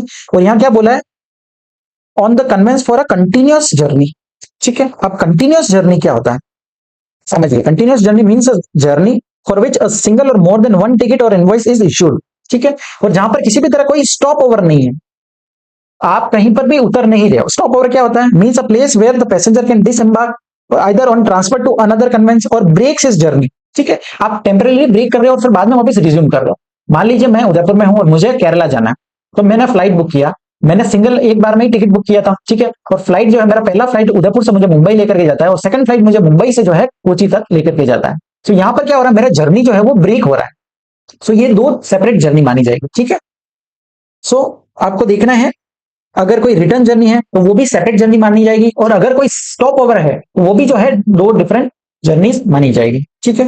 So I hope section 12 subsection 9 आपको क्लियर हुआ ना। अभी तक हमने कौन कौन से सेक्शंस देखे, सेक्शन 12 सबसेक्शन 2 जनरल प्रोविजंस था, सबसेक्शन 3 इमोबल प्रॉपर्टी से डील करता है, सेक्शन 12 सबसेक्शन 4 मतलब 4 सर्विसेज यहां पर कवर की गई थी। उसके बाद 5 मतलब ट्रेनिंग दिया जाता है 5 लोगों को, ठीक है। सो ट्रेनिंग एंड अप्रोचल सर्विसेज हो गई। उसके बाद 6 मतलब अभी तक 6 इवेंट्स मैं कर चुका हूं, तो सेक्शन 12 सबसेक्शन 6। सेक्शन 12 सबसेक्शन 7 क्या बोलता है, ऑर्गेनाइजिंग एंड ऑफ इवेंट, मतलब 6 इवेंट मैं अभी तक कर चुका हूं, 7वां इवेंट मैं ऑर्गेनाइज करूंगा, ठीक है। अब ऑर्गेनाइज करने के लिए मैं पहले मेरे गुड्स जाएंगे फिर मैं खुद जाऊंगा, ठीक है। तो सेक्शन 12 सबसेक्शन 8 डील करता है ट्रांसपोर्टेशन ऑफ गुड्स और सेक्शन 9 डील करता है पैसेंजर ट्रांसपोर्टेशन सर्विसेज, ठीक है। सो आपने इस तरह से जो है आप सेक्शन नंबर याद कर सकते हैं। उसके बाद आगे बढ़ते हैं, सेक्शन 12 सबसेक्शन 10 ये क्या बोलता है, services supplied on board a conveyance, ठीक है। हमने पहले सेक्शन 10 1E के अंदर देखा था कि गुड्स कोई भी सप्लाई किया जा रहा है ऑन बोर्ड अ कन्वेंस, ठीक है। यहां पर क्या बात हुई है, कोई भी सर्विसेज सप्लाई की जा रही है कन्वेंस पर, ठीक है। उस केस में प्लेस ऑफ सप्लाई क्या होगा, तो place of supply will be the location of the first schedule point of departure, ठीक है। तो जहां से आपका जर्नी स्टार्ट हो रहा है, ठीक है, first schedule point of departure will be your place of supply, ठीक है। अब नेक्स्ट क्या दिया है, सेक्शन 12 सबसेक्शन 11 ये क्या बात करता है, टेलीकम्युनिकेशन सर्विसेज, ठीक है। आपने कोई भी टेलीकम्युनिकेशन सर्विसेज आपको मिली, उस केस में क्या क्या बोला है, अगर कोई भी सर्विसेज दी गई है in case of services by way of fixed telecommunication line, leased circuits, internet lease circuits और केबल और डिश एंटीना, ठीक है। 4 चीजें यहां पर बोली, कौन कौन सी, या तो फिक्स्ड टेलीकम्युनिकेशन लाइन है, या फिर लीज सर्किट्स है, या फिर इंटरनेट लीज सर्किट्स है, या फिर केबल या डिश एंटीना का सर्विस है। उस केस में पीओएस क्या होगा, प्लेस वेयर जहां पर ये सारे इंस्टॉल किए गए, ठीक है, जहां पर ये चीजें इंस्टॉल की गई है वही उसका प्लेस ऑफ सप्लाई बन जाएगा। नेक्स्ट क्या दिया है, in case of mobile connection for telecommunication and internet services provided on post paid basis. ठीक है, पोस्ट पेड बेसिस क्या होता है, जहां पर आप पहले सर्विसेज अवेल कर लेते हैं और बाद में आपको जो है मंथ एंड पे जो है आपको बिल मिलता है। तो उस केस में पीओएस क्या होगा, the billing address of such recipient. ठीक है, जो भी उस रेसिपिएंट का आप बिल रेज करोगे, जो भी बिलिंग एड्रेस होगा वही उसका प्लेस ऑफ सप्लाई मान लिया जाएगा। थर्ड केस क्या बोला है, in case of mobile connection for telecommunication internet services या फिर D2H services are provided on prepaid basis. ठीक है, प्रीपेड क्या होता है, जहां पर आप पहले पेमेंट करते हैं फिर आप सर्विसेज लेते हो। ठीक है, जनरली हम जो रिचार्ज करते हैं मोबाइल के या इंटरनेट के रिचार्ज होते हैं वो सारे प्रीपेड बेसिस पे होते हैं। ठीक है, सो आपने प्रीपेड बेसिस पे कोई भी सर्विसेज लिया है तो आपको क्या देखना है, क्या वो सर्विसेज सप्लाई किया गया है थ्रू अ सेलिंग एजेंट और अ रीसेलर और अ डिस्ट्रीब्यूटर। ठीक है, अगर किसी सेलिंग एजेंट के थ्रू वो सर्विसेज दिया जा रहा है उस केस में पीओएस क्या होगा, address of the selling agent और रीसेलर और डिस्ट्रीब्यूटर। ठीक है, सो जो डिस्ट्रीब्यूटर होगा उसी का प्लेस ऑफ सप्लाई मान लिया जाएगा। लेकिन अगर वो किसी और पर्सन के द्वारा दिया जा रहा है फाइनल कस्टमर्स को, उस केस में प्लेस ऑफ सप्लाई क्या होगा, location where such pre payment is received. जहां पर वो प्री पेमेंट रिसीव हुआ है वही उसका प्लेस ऑफ सप्लाई बन जाएगा। और लास्ट क्या बोला है, इन एनी अदर केसेस, कोई भी इन केसेस के अलावा कोई भी अदर केस है तो उस केस में address of the recipient will be the place of supply. जो भी रेसिपिएंट का एड्रेस है वही प्लेस ऑफ सप्लाई बन जाएगा। अगर एड्रेस अवेलेबल नहीं है उस केस में location of supplier will be the place of supply. ठीक है, अब सेक्शन 12 सबसेक्शन 11 के अंदर हमने क्या देखा, 4 पॉइंट्स देखे। ठीक है, फिर से देखते हैं। पहला क्या बोला, 4 सर्विसेज है। अगर कोई भी फिक्स टेलीकम्युनिकेशन लाइन या लीज सर्किट या फिर इंटरनेट लीज सर्किट या फिर केबल और डिश एंटीना का सर्विस है, उस केस में जहां भी इनको इंस्टॉल किया गया वही उसका प्लेस ऑफ सप्लाई बन जाएगा। ठीक है, नेक्स्ट क्या देखा, कोई भी मोबाइल कनेक्शन है या इंटरनेट का सर्विस है जो पोस्ट पेड बेसिस पे है, उस केस में क्या देखना है, बिलिंग एड्रेस ऑफ रेसिपिएंट के हिसाब से प्लेस ऑफ सप्लाई डिसाइड हो जाएगा। अगर प्रीपेड बेसिस पे पेमेंट किया गया तो आपको देखना है कि जो सर्विसेज दी गई है वो क्या किसी डिस्ट्रीब्यूटर या रीसेलर के थ्रू दी गई है। अगर रीसेलर के थ्रू दी गई है तो उस केस में address of the selling agent और reseller will be the place of supply. और अगर किसी अदर पर्सन के द्वारा दी गई है फाइनल सब्सक्राइबर्स को, उस केस में पीओएस क्या होगा, location of the location where such prepayment is received. ठीक है, और इन तीनों ही केसेस के अलावा कोई सर्विसेज है तो उस केस में पीओएस क्या होगा, एड्रेस ऑफ द रेसिपिएंट। जो भी रेसिपिएंट का एड्रेस होगा वही प्लेस ऑफ सप्लाई बन जाएगा। और एड्रेस अवेलेबल नहीं है उस केस में सप्लायर ऑफ सर्विस का ही लोकेशन मान लिया जाएगा। ठीक है, अब फर्स्ट प्रोविजन क्या बोला है, अगर एड्रेस ऑफ रेसिपिएंट अवेलेबल नहीं है उस केस में आपने क्या ले लेना है, सिंपल लोकेशन ऑफ सप्लायर ले लेना है। ठीक है, जैसे हमने सबसेक्शन 2 के अंदर देखा कि जहां पर पोस्ट पेड बेसिस पर सर्विसेज दी जा रही है तो उस केस में क्या था, बिलिंग एड्रेस ऑफ रेसिपिएंट। ठीक है, और अगर बिलिंग एड्रेस अवेलेबल नहीं है तो फिर आपका जो है प्लेस ऑफ सप्लाई क्या हो जाएगा, location of supplier will be the place of supply. ठीक है, अब सेकंड प्रोविजन क्या दिया है, अगर कोई भी प्रीपेड सर्विसेज आपने अवेल की या फिर रिचार्ज किया है जिसका पेमेंट जो है वो इंटरनेट बैंकिंग या फिर other electronic mode of payment से आपने पेमेंट किया है, ठीक है, यूपीआई के थ्रू पेमेंट किया है, उस केस में प्लेस ऑफ सप्लाई क्या होगा, तो क्या बोला है, location of the recipient of service on the record of supplier of service shall be the place of supply. ठीक है, सो जो भी रेसिपिएंट का लोकेशन होगा वही प्लेस ऑफ सप्लाई बन जाएगा। अब नेक्स्ट यहाँ पर एक एक्सप्लेनेशन दिया है कि अगर लीज्ड सर्किट जो है वो इंस्टॉल किए गए हैं मोर देन वन स्टेट या यूनियन टेरिटरी। ठीक है, लीज सर्किट जो है वो मोर देन वन स्टेट में लोकेटेड है और एक कंसोलिडेटेड अमाउंट जो है आपने चार्ज किया, तो उस केस में क्या करना है, आपको जो है प्रोपोर्शनेट वैल्यू लेना पड़ेगा। जो भी सर्विसेज आप दे रहे हो उसका प्रोपोर्शनेट करना पड़ेगा, कौन से स्टेट में कितने सर्किट्स हैं उस हिसाब से। ठीक है, और वो प्रोपोर्शन कैसे करेंगे, जो भी कॉन्ट्रैक्ट या एग्रीमेंट में मेंशन किया होगा उस हिसाब से। अगर कोई कॉन्ट्रैक्ट और एग्रीमेंट एग्जिस्ट नहीं कर रहा है, ठीक है, इन the absence of a contract और एग्रीमेंट, उस केस में हम कैसे प्रोपोर्शन निकालेंगे, तो रूल 6 यहाँ पर दिया है, rule 6 of the IGST rule. और रूल 6 क्या बोलता है, कौन सा प्रोपोर्शन लेना है, तो in proportion to the number of points lying in each such state और यूनियन टेरिटरी। ठीक है, सो कौन से पॉइंट्स कितने स्टेट में लाई करते हैं उस हिसाब से आपको जो है प्रोपोर्शन करना है। अब number of points in a circuit is determined in the following, तो आपको नंबर ऑफ पॉइंट्स कैसे डिटरमाइन करोगे, देखिए कोई भी 2 पॉइंट्स है, ठीक है, एक पॉइंट गुजरात में है, एक पॉइंट उदयपुर में है, सो ये दोनों 2 पॉइंट कंसीडर किए जाएंगे। ठीक है, अगर कोई तीसरा स्टेट भी यहाँ पर कवर हो रहा है तो वो तीनों ही पॉइंट इंटरमीडिएट पॉइंट भी कवर होगा। ठीक है, एनी इंटरमीडिएट पॉइंट और place in the circuit will constitute a point provided that the benefit of such leased circuit is also available। अगर उस सर्किट से आप बेनिफिट अवेल कर रहे हो तो वो पॉइंट भी यहां पर कंसीडर किया जाएगा। जितने स्टेट में जितने पॉइंट्स लाई करेंगे उस हिसाब से आपको प्रोपोर्शनेट कर लेना है वैल्यू ऑफ सर्विस को। ठीक है, सो आई होप रूल 6 आपको क्लियर हो गया होगा। सेक्शन 12 सबसेक्शन 11 क्या बात करता है, टेलीकम्युनिकेशन सर्विसेज के बारे में। ठीक है, अब आगे बढ़ते हैं। सेक्शन 12 सबसेक्शन 12 ये क्या बात करता है, financial and stock broking services. ठीक है, आप कोई भी फाइनेंशियल या स्टॉक ब्रोकिंग सर्विसेज ले रहे हो उस केस में पीओएस क्या होगा, location of the recipient of service on the record of supplier of service. ठीक है, सो जो भी रेसिपिएंट का लोकेशन होगा वही प्लेस ऑफ सप्लाई मान दिया जाएगा। लेकिन अगर लोकेशन ऑफ रेसिपिएंट अवेलेबल नहीं है उस केस में location of supplier will be the place of supply. Easy है, सेक्शन 12 सबसेक्शन 12। ठीक है, आगे बढ़ते हैं। सेक्शन 12 सबसेक्शन 13 ये क्या बात करता है, इंश्योरेंस सर्विसेज। ठीक है, आपने कोई भी इंश्योरेंस का सर्विस लिया है, उस केस में आपको क्या देखना है, अगर सर्विसेज किसी रजिस्टर्ड पर्सन को दी गई है, क्योंकि अगर किसी रजिस्टर्ड पर्सन को सर्विसेज दी गई है, उस केस में location of such registered person will be the place of supply. और अगर किसी अनरजिस्टर्ड पर्सन को सर्विसेज दी गई है, उस केस में location of the recipient of service on the record of supplier of service. ठीक है, जो भी उसका रिकॉर्ड में जो एड्रेस होगा उस हिसाब से ही प्लेस ऑफ सप्लाई डिसाइड किया जाएगा। ठीक है, सो सेक्शन 12 सबसेक्शन 13 क्लियर है इंश्योरेंस सर्विस को रिगार्डिंग। अब लास्ट सेक्शन दिया है सेक्शन 12 सबसेक्शन 14। ये सेक्शन डील करता है एडवर्टाइजमेंट सर्विसेज टू गवर्नमेंट। कोई भी सर्विसेज दे रहे हो आप एडवर्टाइजमेंट का किसी गवर्नमेंट को, ठीक है, ये चीज ध्यान रखना है, गवर्नमेंट होना जरूरी है। किसी प्राइवेट पर्सन को दिया है तो यहां पर कवर नहीं होगा। कोई भी एडवर्टाइजमेंट सर्विस दे रहे हो गवर्नमेंट को, सेंट्रल गवर्नमेंट हो गई या स्टेट गवर्नमेंट हो गई या कोई भी स्टैट्यूटरी बॉडी या लोकल अथॉरिटी है, उसको सर्विसेज दे रहे हो एडवर्टाइजमेंट की, उस केस में पीओएस कैसे डिसाइड करेगा, तो जो भी एग्रीमेंट या कॉन्ट्रैक्ट में दिया गया आपको प्रोपोर्शनेट करना पड़ेगा कितने स्टेट में सर्विसेज दी जा रही है। ठीक है, सो प्रोपोर्शनेट कैसे करेंगे, ईच ऑफ सच स्टेट और union territory where the advertisement is broadcasted, run, played या फिर डिसमिनेटेड। मतलब जितने भी स्टेट में उस एडवर्टाइजमेंट का प्रसारण हुआ है, ठीक है, जितने भी स्टेट में उसको ब्रॉडकास्ट किया गया, रन किया गया, प्ले किया गया, उस हिसाब से आपको जो है प्रोपोर्शनेट कर लेना है। ठीक है, in proportion to the amount attributable to the service. ठीक है, सो जितने स्टेट में है आपको प्रोपोर्शनेट ले लिया। लेकिन अगर एग्रीमेंट या कॉन्ट्रैक्ट एग्जिस्ट नहीं करता है, उस केस में आपको क्या देखना है, रूल 3 ऑफ द आईजीएसटी।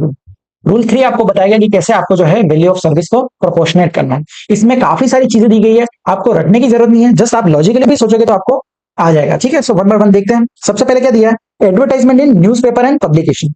ठीक है, सो रूल 3 के अंदर हम क्या देख रहे हैं, कोई भी एडवर्टाइजमेंट सर्विस दी है जो न्यूज़पेपर के द्वारा या पब्लिकेशन के द्वारा दी गई, उस केस में प्लेस ऑफ सप्लाई कैसे डिसाइड होगा। So amount payable for publishing and advertisement, जितना आपने अमाउंट पे किया है पब्लिश करने के लिए, कौन से स्टेट में कितना अमाउंट पे किया है।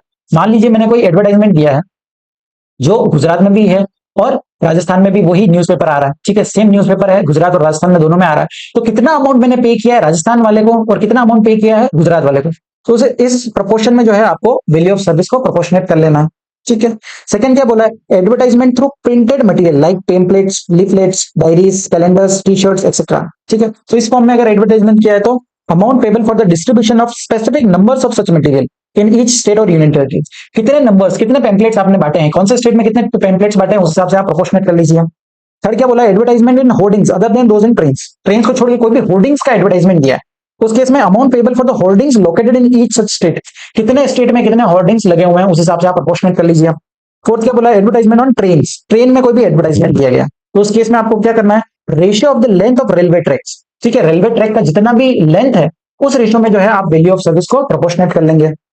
नेक्स्ट क्या बोला है, advertisement on the back of utility bills of oil and gas companies. ठीक है, आपका कोई भी ऑयल एंड गैस कंपनी का बिल आता है और उसके पीछे जो है एडवर्टाइजमेंट दिया गया है गवर्नमेंट का, उस केस में आपको क्या देखना है, जो भी कस्टमर का बिलिंग एड्रेस है, अब कितने बिलिंग एड्रेस आपके पास अवेलेबल है। ठीक है, तो कौन से स्टेट में कितने नंबर ऑफ कस्टमर्स है। ठीक है, नंबर ऑफ कस्टमर्स के हिसाब से जो है आप बाइफरगेट कर लेंगे।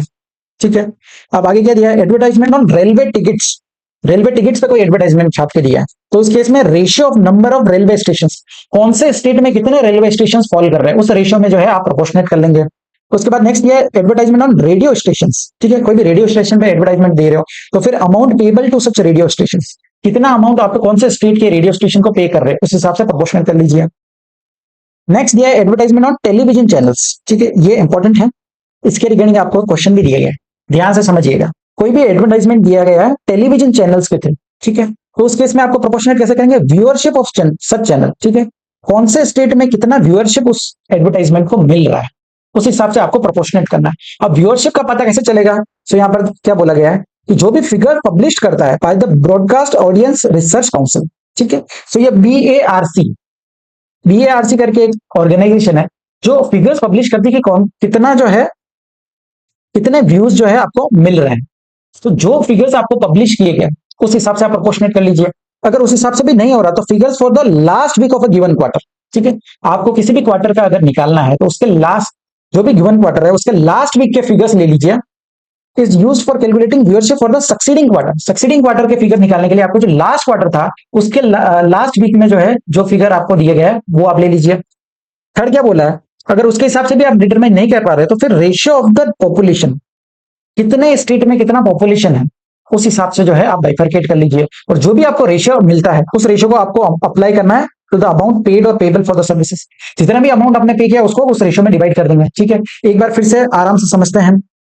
8 पॉइंट क्या बोलता है, advertisement on television channels. Television channels के केस में कैसे डिसाइड करेंगे कितना व्यूअरशिप है उस चैनल का। ठीक है, सो व्यूअरशिप का पता कैसे लगाएंगे, सबसे पहले बीएआरसी ने जो आपको फिगर्स पब्लिश किए हैं उस हिसाब से वो फिगर्स के बेस पे आप प्रोपोर्शनेट कर लीजिए। अगर उस बेस पे भी आप प्रोपोर्शनेट नहीं कर पा रहे हो तो फिर आपको लेना है figures of the last week of a given quarter.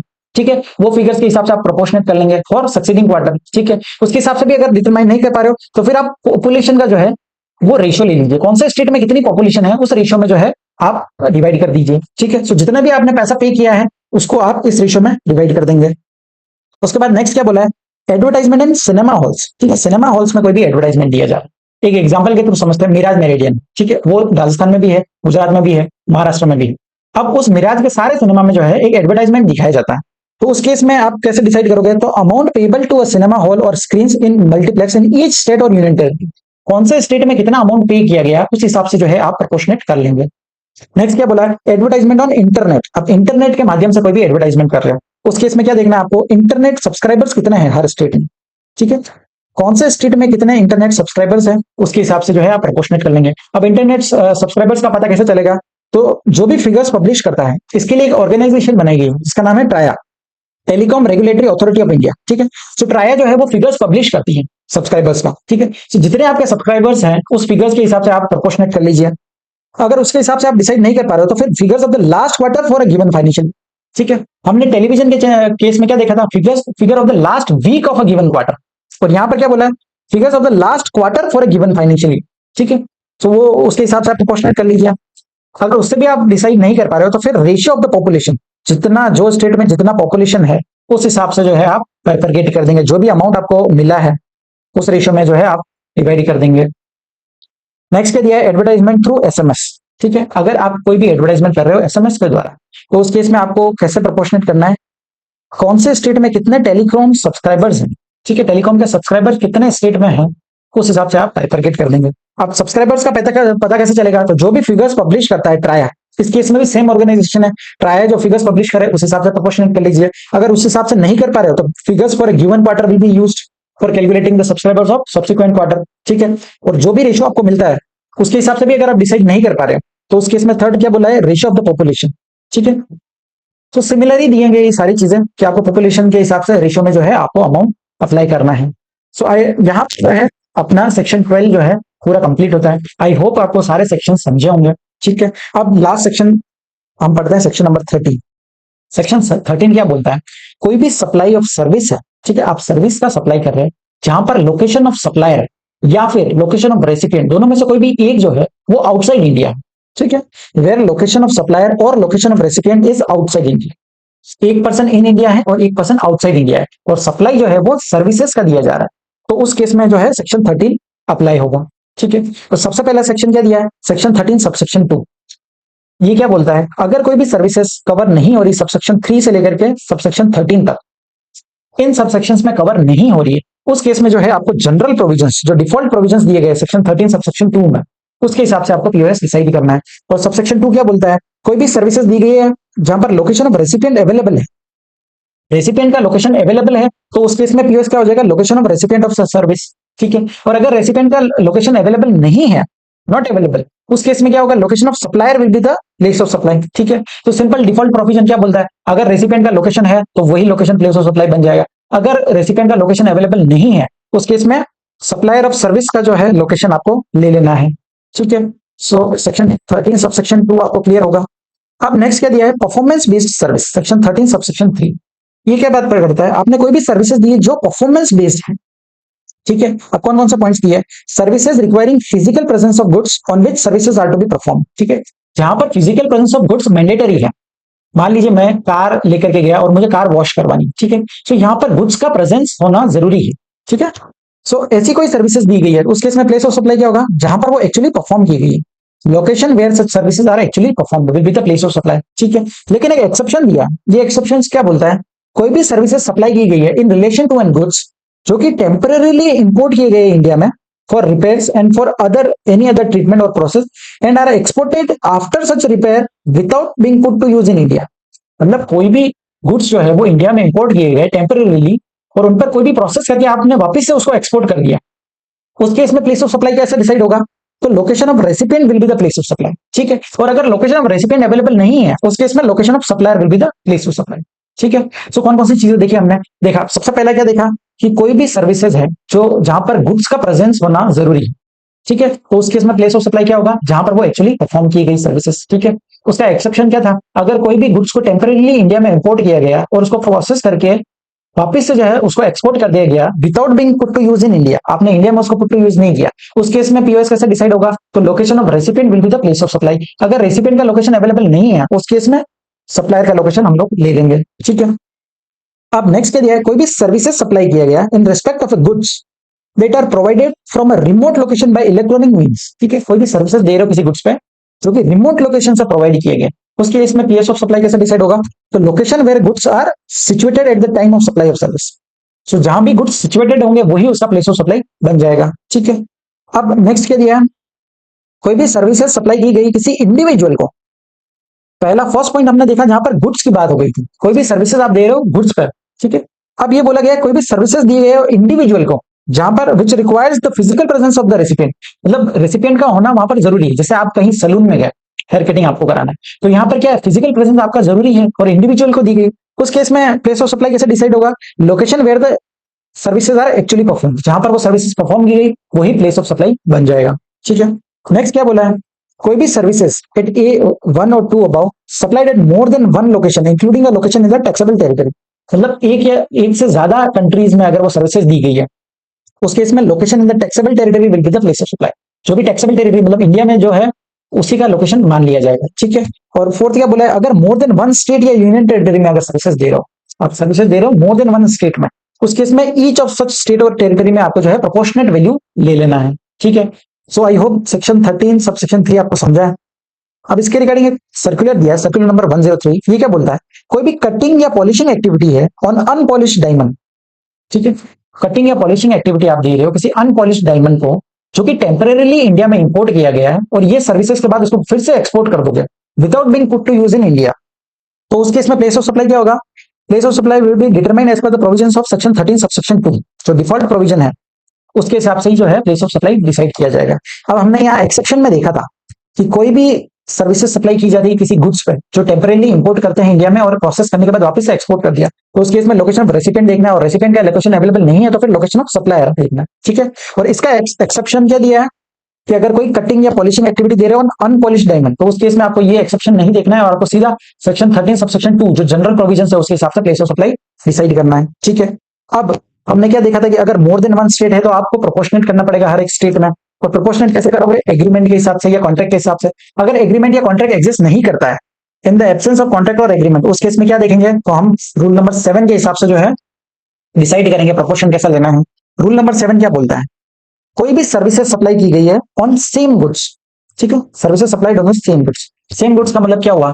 मेरा कोई कंपनी है जो मोर देन 2 या 3 स्टेट्स में फॉल करता है, ठीक है, मेरी अलग अलग ब्रांचेस है, अलग अलग कंपनीज है, और मैंने कोई भी गुड्स को रिपेयरिंग का सर्विस लिया, ठीक है। सो बंदा आएगा वो गुड्स को मशीनरी को जो है रिपेयर करके जाएगा। अब एक जो कंपनी है वो उदयपुर में है, दूसरी कंपनी अहमदाबाद में है, तीसरी कंपनी मुंबई में है। तो गुड्स जो है वो सेम है, मशीनरी सेम है, लेकिन सर्विसेज जो दी जा रही है वो अलग अलग स्टेट में दी जा रही है। तो उस केस में प्लेस ऑफ सप्लाई को कैसे डिसाइड करेंगे? तो कैसे प्रोपोर्शन करेंगे? इक्वली डिवाइड करना है द वैल्यू ऑफ सर्विस में, जितना आप सर्विसेज चार्ज कर रहे हो। मान लीजिए रिपेयर सर्विस के लिए उसने मुझसे 15 लाख रुपए चार्ज किए और 3 मशीनरी जो है उसने रिपेयर किया। एक मशीनरी राजस्थान में थी, एक मशीनरी गुजरात में है, एक मशीनरी महाराष्ट्र में है, ठीक है। तो आपको जो है वैल्यू ऑफ सर्विस को इक्वली डिवाइड कर देना। क्यों? क्योंकि गुड्स जो है वो सेम है, सिंपल। नेक्स्ट क्या दिया है? अगर सर्विसेज सप्लाई किया गया डिफरेंट गुड्स में, ठीक है, अब रिपेयरिंग का सर्विस दे रहा, मान लीजिए मेरी गाड़ी है, उसको रिपेयरिंग का सर्विस दे रहा है। एक गाड़ी मर्सिडीज की है और एक गाड़ी मारुति की है, ठीक है, दोनों डिफरेंट गुड्स है। गुड्स डिफरेंट है तो उस केस में क्या करना है? आपको कौन सा रेशियो लेना है? Ratio of the invoice value of the goods in each state और यूनियन टेरिटरी।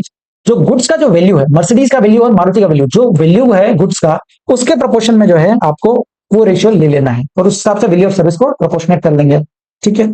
अगर नेक्स्ट क्या दिया है? कोई भी सर्विसेज सप्लाई किया गया टू एन इंडिविजुअल, सर्विसेज किसी गुड्स पे नहीं दिए गए, किसी सर्विसेज किसी इंडिविजुअल को दिए गए, उस केस में आपको क्या करना है? अप्लाई करना है जनरली एक्सेप्टेड अकाउंटिंग प्रिंसिपल, ठीक है। So generally accepted accounting principle के हिसाब से जो है आप प्रोपोर्शनेट कर लेंगे। सो अभी तक हमने क्या देखा? कि अगर आपने कोई भी सर्विसेज दिया है जो कि परफॉर्मेंस बेस्ड है, ठीक है, तो उस केस में क्या देखना है हमारे को, अगर physical presence of goods require है तो फिर actually perform, physical presence of individual required है तो एक्चुअली परफॉर्म, ठीक है। लेकिन एक्सेप्शन क्या है, अगर आपने कोई भी गुड्स टेम्पररी इंपोर्ट किए और प्रोसेस करके वापस से उसको एक्सपोर्ट कर दिया तो फिर लोकेशन ऑफ रेसिपिएंट ले लेना है, और अगर लोकेशन ऑफ रेसिपिएंट अवेलेबल नहीं है तो फिर location of supplier will be the place of supply, ठीक है। अगर मोर देन वन टेरिटरी में है तो आपको लोकेशन ऑफ टैक्सेबल टेरिटरी ले लेना है, और अगर मोर देन वन स्टेट में है तो फिर हर स्टेट में जो है प्रोपोर्शनेट करना है कॉन्ट्रैक्ट और एग्रीमेंट के हिसाब से। अगर कॉन्ट्रैक्ट और एग्रीमेंट नहीं एग्जिस्ट करता है तो उस केस में हम क्या देखेंगे, रूल 7 के हिसाब से जो है हम लोग डिसाइड करेंगे। रूल 7 क्या बोलता है, अगर सर्विसेज सप्लाई की गई है सेम गुड्स पे, गुड्स सेम है तो इक्वली डिवाइड कर दो वैल्यू ऑफ सर्विस को। अगर गुड्स डिफरेंट है, गुड्स अगर डिफरेंट है तो उस केस में जो है आपको रेशियो लेना है, ratio of value of goods in each state और यूनियन टेरिटरी, ठीक है। सो गुड्स का जो वैल्यू है उस रेशियो में जो है आपको प्रोपोर्शनेट कर लेना है। और अगर सर्विसेज दी गई है किसी इंडिविजुअल को तो उस केस में आपको जो है जनरली एक्सेप्टेड अकाउंटिंग प्रिंसिपल के हिसाब से जो है प्रोपोर्शनेट कर लेनी है। नाउ सेक्शन नंबर 13 सबसेक्शन 4 ये बात करता है services in relation to immovable property, ठीक है। हमने सेक्शन 12 सबसेक्शन 3 के अंदर देखा था इमूवेबल प्रॉपर्टी के बारे में।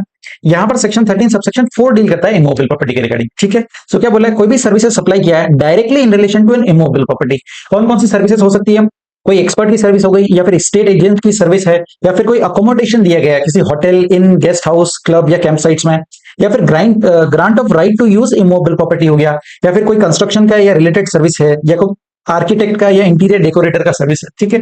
तो ये सारी सर्विसेज दी गई है, या फिर इससे रिलेटेड कोई एंसिलरी सर्विसेज दी गई है, उस केस में प्लेस ऑफ सप्लाई क्या होगा, location of the immovable property, ठीक है। सो जहां पर इमूवेबल प्रॉपर्टी लोकेटेड है या फिर इंटेंडेड टू बी लोकेटेड है वही उसका प्लेस ऑफ सप्लाई हो जाएगा, ठीक है। लेकिन अगर जो है इमूवेबल प्रॉपर्टी लोकेटेड है मोर देन वन लोकेशन में, ठीक है, एक से ज्यादा कंट्रीज में लोकेटेड है इंक्लूडिंग इन टैक्सेबल टेरिटरी, तो उस केस में प्लेस ऑफ सप्लाई क्या होगा, location in the taxable territory, ठीक है। और अगर वो मोर देन वन स्टेट हो या यूनियन टेरिटरी में लोकेटेड है, ठीक है, इमूवेबल प्रॉपर्टी एक से ज्यादा स्टेट में लोकेटेड है, उस केस में आपको क्या करना पड़ेगा, प्रोपोर्शनेट करना पड़ेगा अमाउंट को, ठीक है, इन ईच स्टेट और यूनियन टेरिटरी। सो आपको प्रोपोर्शनेट अमाउंट जो है लेना पड़ेगा। प्रोपोर्शनेट कैसे करोगे, जो भी कॉन्ट्रैक्ट या एग्रीमेंट में मेंशन किया उस हिसाब से आपको प्रोपोर्शनेट करना है। अगर कोई भी कॉन्ट्रैक्ट या एग्रीमेंट नहीं है, ठीक है, इन द एब्सेंस ऑफ कॉन्ट्रैक्ट और एग्रीमेंट, उस केस में क्या बोला, आपको rule 8 of the IGST rule के हिसाब से जो है प्रोपोर्शन निकालना है। और रूल 8 क्या बोलता है कि आपको जो है वैल्यू ऑफ सर्विस को डिटरमाइन होगा by applying the provisions of rule 4। Rule 4 वही है जो हमने सेक्शन 12 के अंदर पढ़ा था, ठीक है। सो रूल 4 के अंदर हमने 3 चीजें देखी थी। अगर आपको कोई भी लॉजिंग अकोमोडेशन का सर्विस दिया है किसी होटल में या इन में या गेस्ट हाउस में, या उससे कोई एंसिलरी सर्विसेज है, तो उस केस में आपको देखना है नंबर ऑफ नाइट स्टेड, ठीक है। अगर लॉजिंग अकोमोडेशन दिया किसी हाउस बोट में या वेसल में, तो उस केस में आपको देखना है कि टाइम कितना स्पेंड किया है हर एक स्टेट में, ठीक है। और उसके अलावा कोई भी इमूवेबल प्रॉपर्टी के रिलेटेड कोई सर्विसेज दी गई है आपको, तो आपको देखना है area of immovable property lying in each such state और यूनियन टेरिटरी, जितना एरिया जिस स्टेट में लाई करेगा उस हिसाब से आपको प्रोपोर्शन ले लेना है, ठीक है। सो सेम चीज यहां पर भी बोली है कि आपको रूल 4 के हिसाब से जो है प्रोपोर्शनेट वैल्यू ले लेना है, ठीक है। अब आगे बढ़ते हैं, नेक्स्ट क्या दिया है, सेक्शन नंबर 13 सबसेक्शन 5 ये बात करता है services by way of admission to an or organising of an event or celebration etcetera, ठीक है। सो सेक्शन 12 सबसेक्शन 6 बात करता है एडमिशन टू एन इवेंट, और सेक्शन 12 सबसेक्शन 7 बात करता है ऑर्गेनाइजिंग ऑफ एन इवेंट, ठीक है। सो यहां पर दोनों एक ही सेक्शन में दिया हुआ है, सेक्शन 13 सबसेक्शन 5। हम दोनों ही सेक्शन 12 और सेक्शन 13 को लिंक करते हुए चल रहे ताकि आपको ज्यादा क्लैरिटी आए, ठीक है। सो क्या बोला है, एक तो एडमिशन लिया किसी इवेंट में या फिर कोई इवेंट को ऑर्गेनाइज किया है। सो क्या देखा है, कोई भी एडमिशन या ऑर्गेनाइज किया किसी इवेंट को, इवेंट कौन सा हो सकता है, कोई भी कल्चरल है, आर्टिस्टिक है, स्पोर्टिंग है, साइंटिफिक, एजुकेशनल, एंटरटेनमेंट सर्विस हो गया, इवेंट हो गया, या फिर कोई सिमिलर इवेंट है, या फिर उससे कोई एंसिलरी सर्विसेज है relating to such admission or organising of an event, तो उस केस में प्लेस ऑफ सप्लाई क्या होगा, place will be the where the event is actually held, जहां पर इवेंट एक्चुअली हेल्ड हुआ है वही उसका प्लेस ऑफ सप्लाई बन जाएगा। सेक्शन 12 सबसेक्शन 6 में हमने क्या देखा था, जहां पर एडमिशन टू एन इवेंट है तो उस केस में प्लेस ऑफ सप्लाई क्या होगा, जहां पर वो इवेंट एक्चुअली हेल्ड हुआ है, ठीक है। लेकिन ऑर्गेनाइजिंग ऑफ एन इवेंट के केस में हमने देखा था कि आपको अगर पर्सन जो है रेसिपिएंट जो है वो रजिस्टर्ड है तो आपको location of such registered person will be the place of supply, और अगर अनरजिस्टर्ड है तो उस केस में जो है प्लेस ऑफ सप्लाई जहां एक्चुअली इवेंट हेल्ड हुआ है वो हो जाएगी, ठीक है। लेकिन सेक्शन 13 सबसेक्शन 5 में क्या बोला है, सिंपल, चाहे एडमिशन हो या ऑर्गेनाइजिंग ऑफ एन इवेंट हो, आपको सिंपल प्लेस ऑफ सप्लाई क्या होगा, जहां इवेंट एक्चुअली हेल्ड हुआ है, ठीक है। अगर मोर देन वन लोकेशन में हेल्ड हुआ है तो सिंपली जहां जो भी टैक्सेबल टेरिटरी है वही उसका प्लेस ऑफ सप्लाई हो जाएगा। और अगर मोर देन वन स्टेट या यूनियन टेरिटरी में इवेंट हेल्ड हो रहा है तो इस केस में आपको प्रोपोर्शन लेना है इन ईच स्टेट और यूनियन टेरिटरी। प्रोपोर्शन कैसे लेंगे, जो भी कॉन्ट्रैक्ट या एग्रीमेंट में दिया गया है उसके हिसाब से आपको प्रोपोर्शनेट वैल्यू कर लेना है। लेकिन अगर कॉन्ट्रैक्ट या एग्रीमेंट नहीं है उस केस में आपको रूल 9 के हिसाब से जो है प्रोपोर्शनेट वैल्यू लेना पड़ेगा। और रूल 9 क्या बोलता है कि आप रूल 5 के हिसाब से ही अप्लाई कीजिए। रूल 5 हमने देखा था ऑर्गेनाइजिंग ऑफ एन इवेंट के बारे में। वहां पर क्या बोला था कि अगर कॉन्ट्रैक्ट और एग्रीमेंट नहीं है उस केस में आपको जो है जनरली एक्सेप्टेड अकाउंटिंग प्रिंसिपल के हिसाब से जो है प्रोपोर्शन निकालना है। तो यहां पर भी सेम दिया गया कि रूल 5 के हिसाब से आपको प्रोपोर्शन वैल्यू लेना है। ठीक है, अब आगे बढ़ते हैं next section, section number 13 subsection 8। ये बात करता है banking and financial services, intermediary services and hiring of means of transport. ठीक है, 3 सर्विसेज की बात की है। अगर ये कोई भी सर्विसेज है जो सप्लाई किया किसी बैंकिंग कंपनी ने या फाइनेंशियल इंस्टीट्यूशन ने या फिर नॉन बैंकिंग फाइनेंशियल कंपनी ने अपने अकाउंट होल्डर को, ठीक है, ये ध्यान रखना किसको सर्विसेज दी गई है, अपने अकाउंट होल्डर को।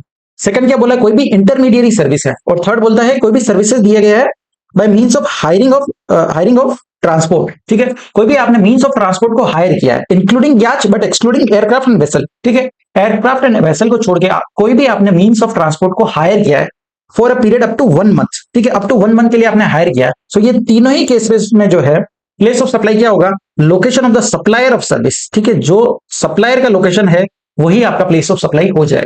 ठीक है, so I hope section 13 subsection 8 आपको क्लियर है। 3 सर्विसेज देखी, या तो कोई बैंकिंग या फाइनेंशियल सेक्टर का सर्विस है, या फिर इंटरमीडिएरी सर्विस है, या थर्ड क्या बोला, hiring of means of transport का कोई सर्विस है। इन तीनों ही केसेस में पीओएस क्या होगा, जो सप्लायर का लोकेशन है वही प्लेस ऑफ सप्लाई बन जाएगा।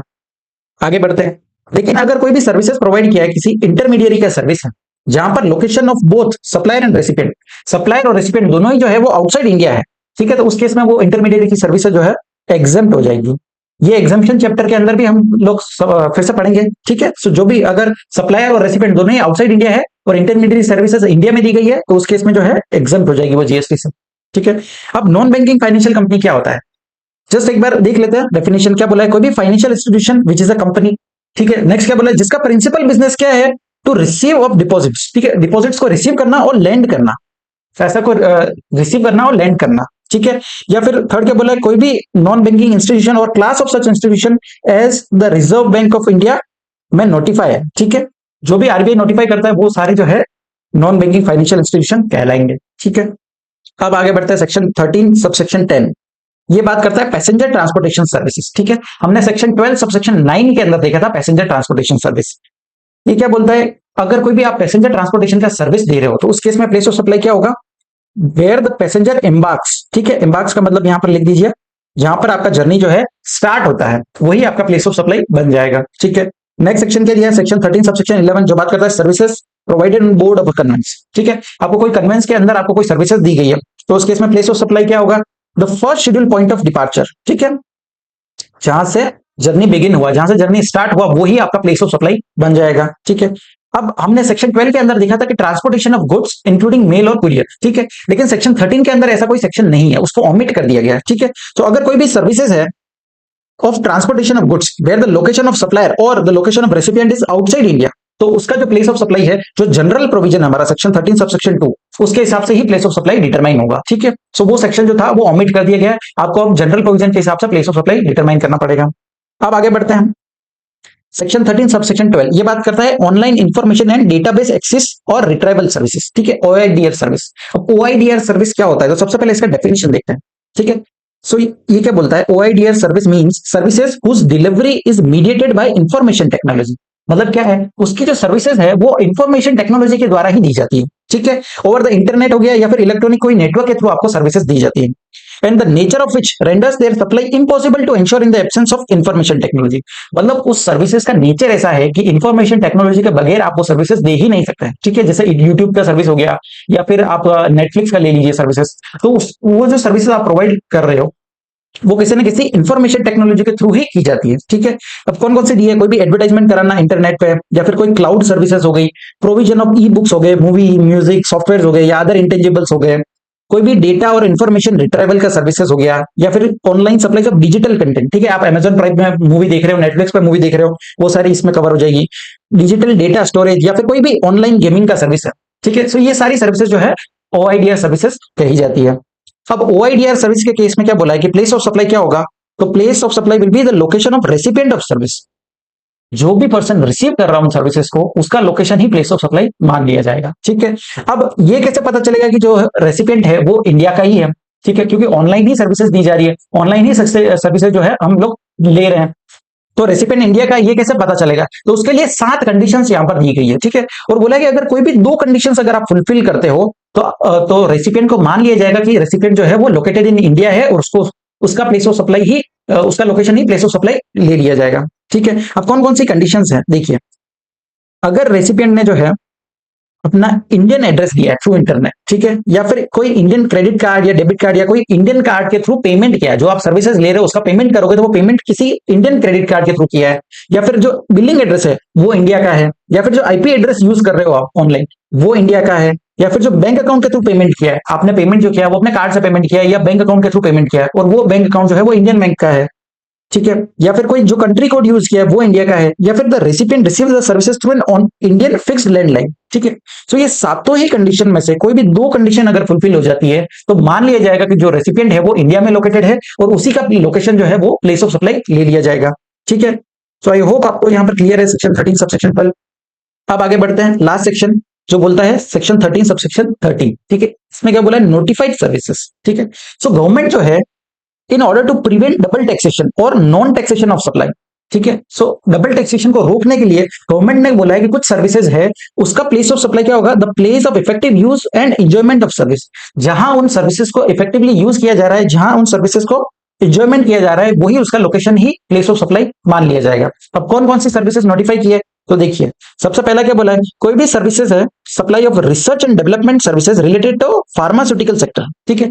कोई भी फार्मास्यूटिकल सेक्टर का जो है R&D सर्विसेज दिया जा रहा है, जहां पर जो है रेसिपिएंट है by a person located in taxable territory to a person located in non taxable territory, ठीक है। सो इंडिया का कोई पर्सन है जो R&D सर्विसेज दे रहा है in relation to pharmaceutical sector to a person who is located in non taxable territory, तो उस केस में प्लेस ऑफ सप्लाई क्या होगा, location of the recipient of service, जो सर्विसेज को रिसीव कर रहा है वही उसी का लोकेशन जो है प्लेस ऑफ सप्लाई मान लिया जाएगा। लेकिन यहाँ पर कुछ कंडीशंस दी गई कि आपको ये 2 कंडीशंस फुलफिल होनी चाहिए तो ही जो है location of recipient of service will be the place of supply.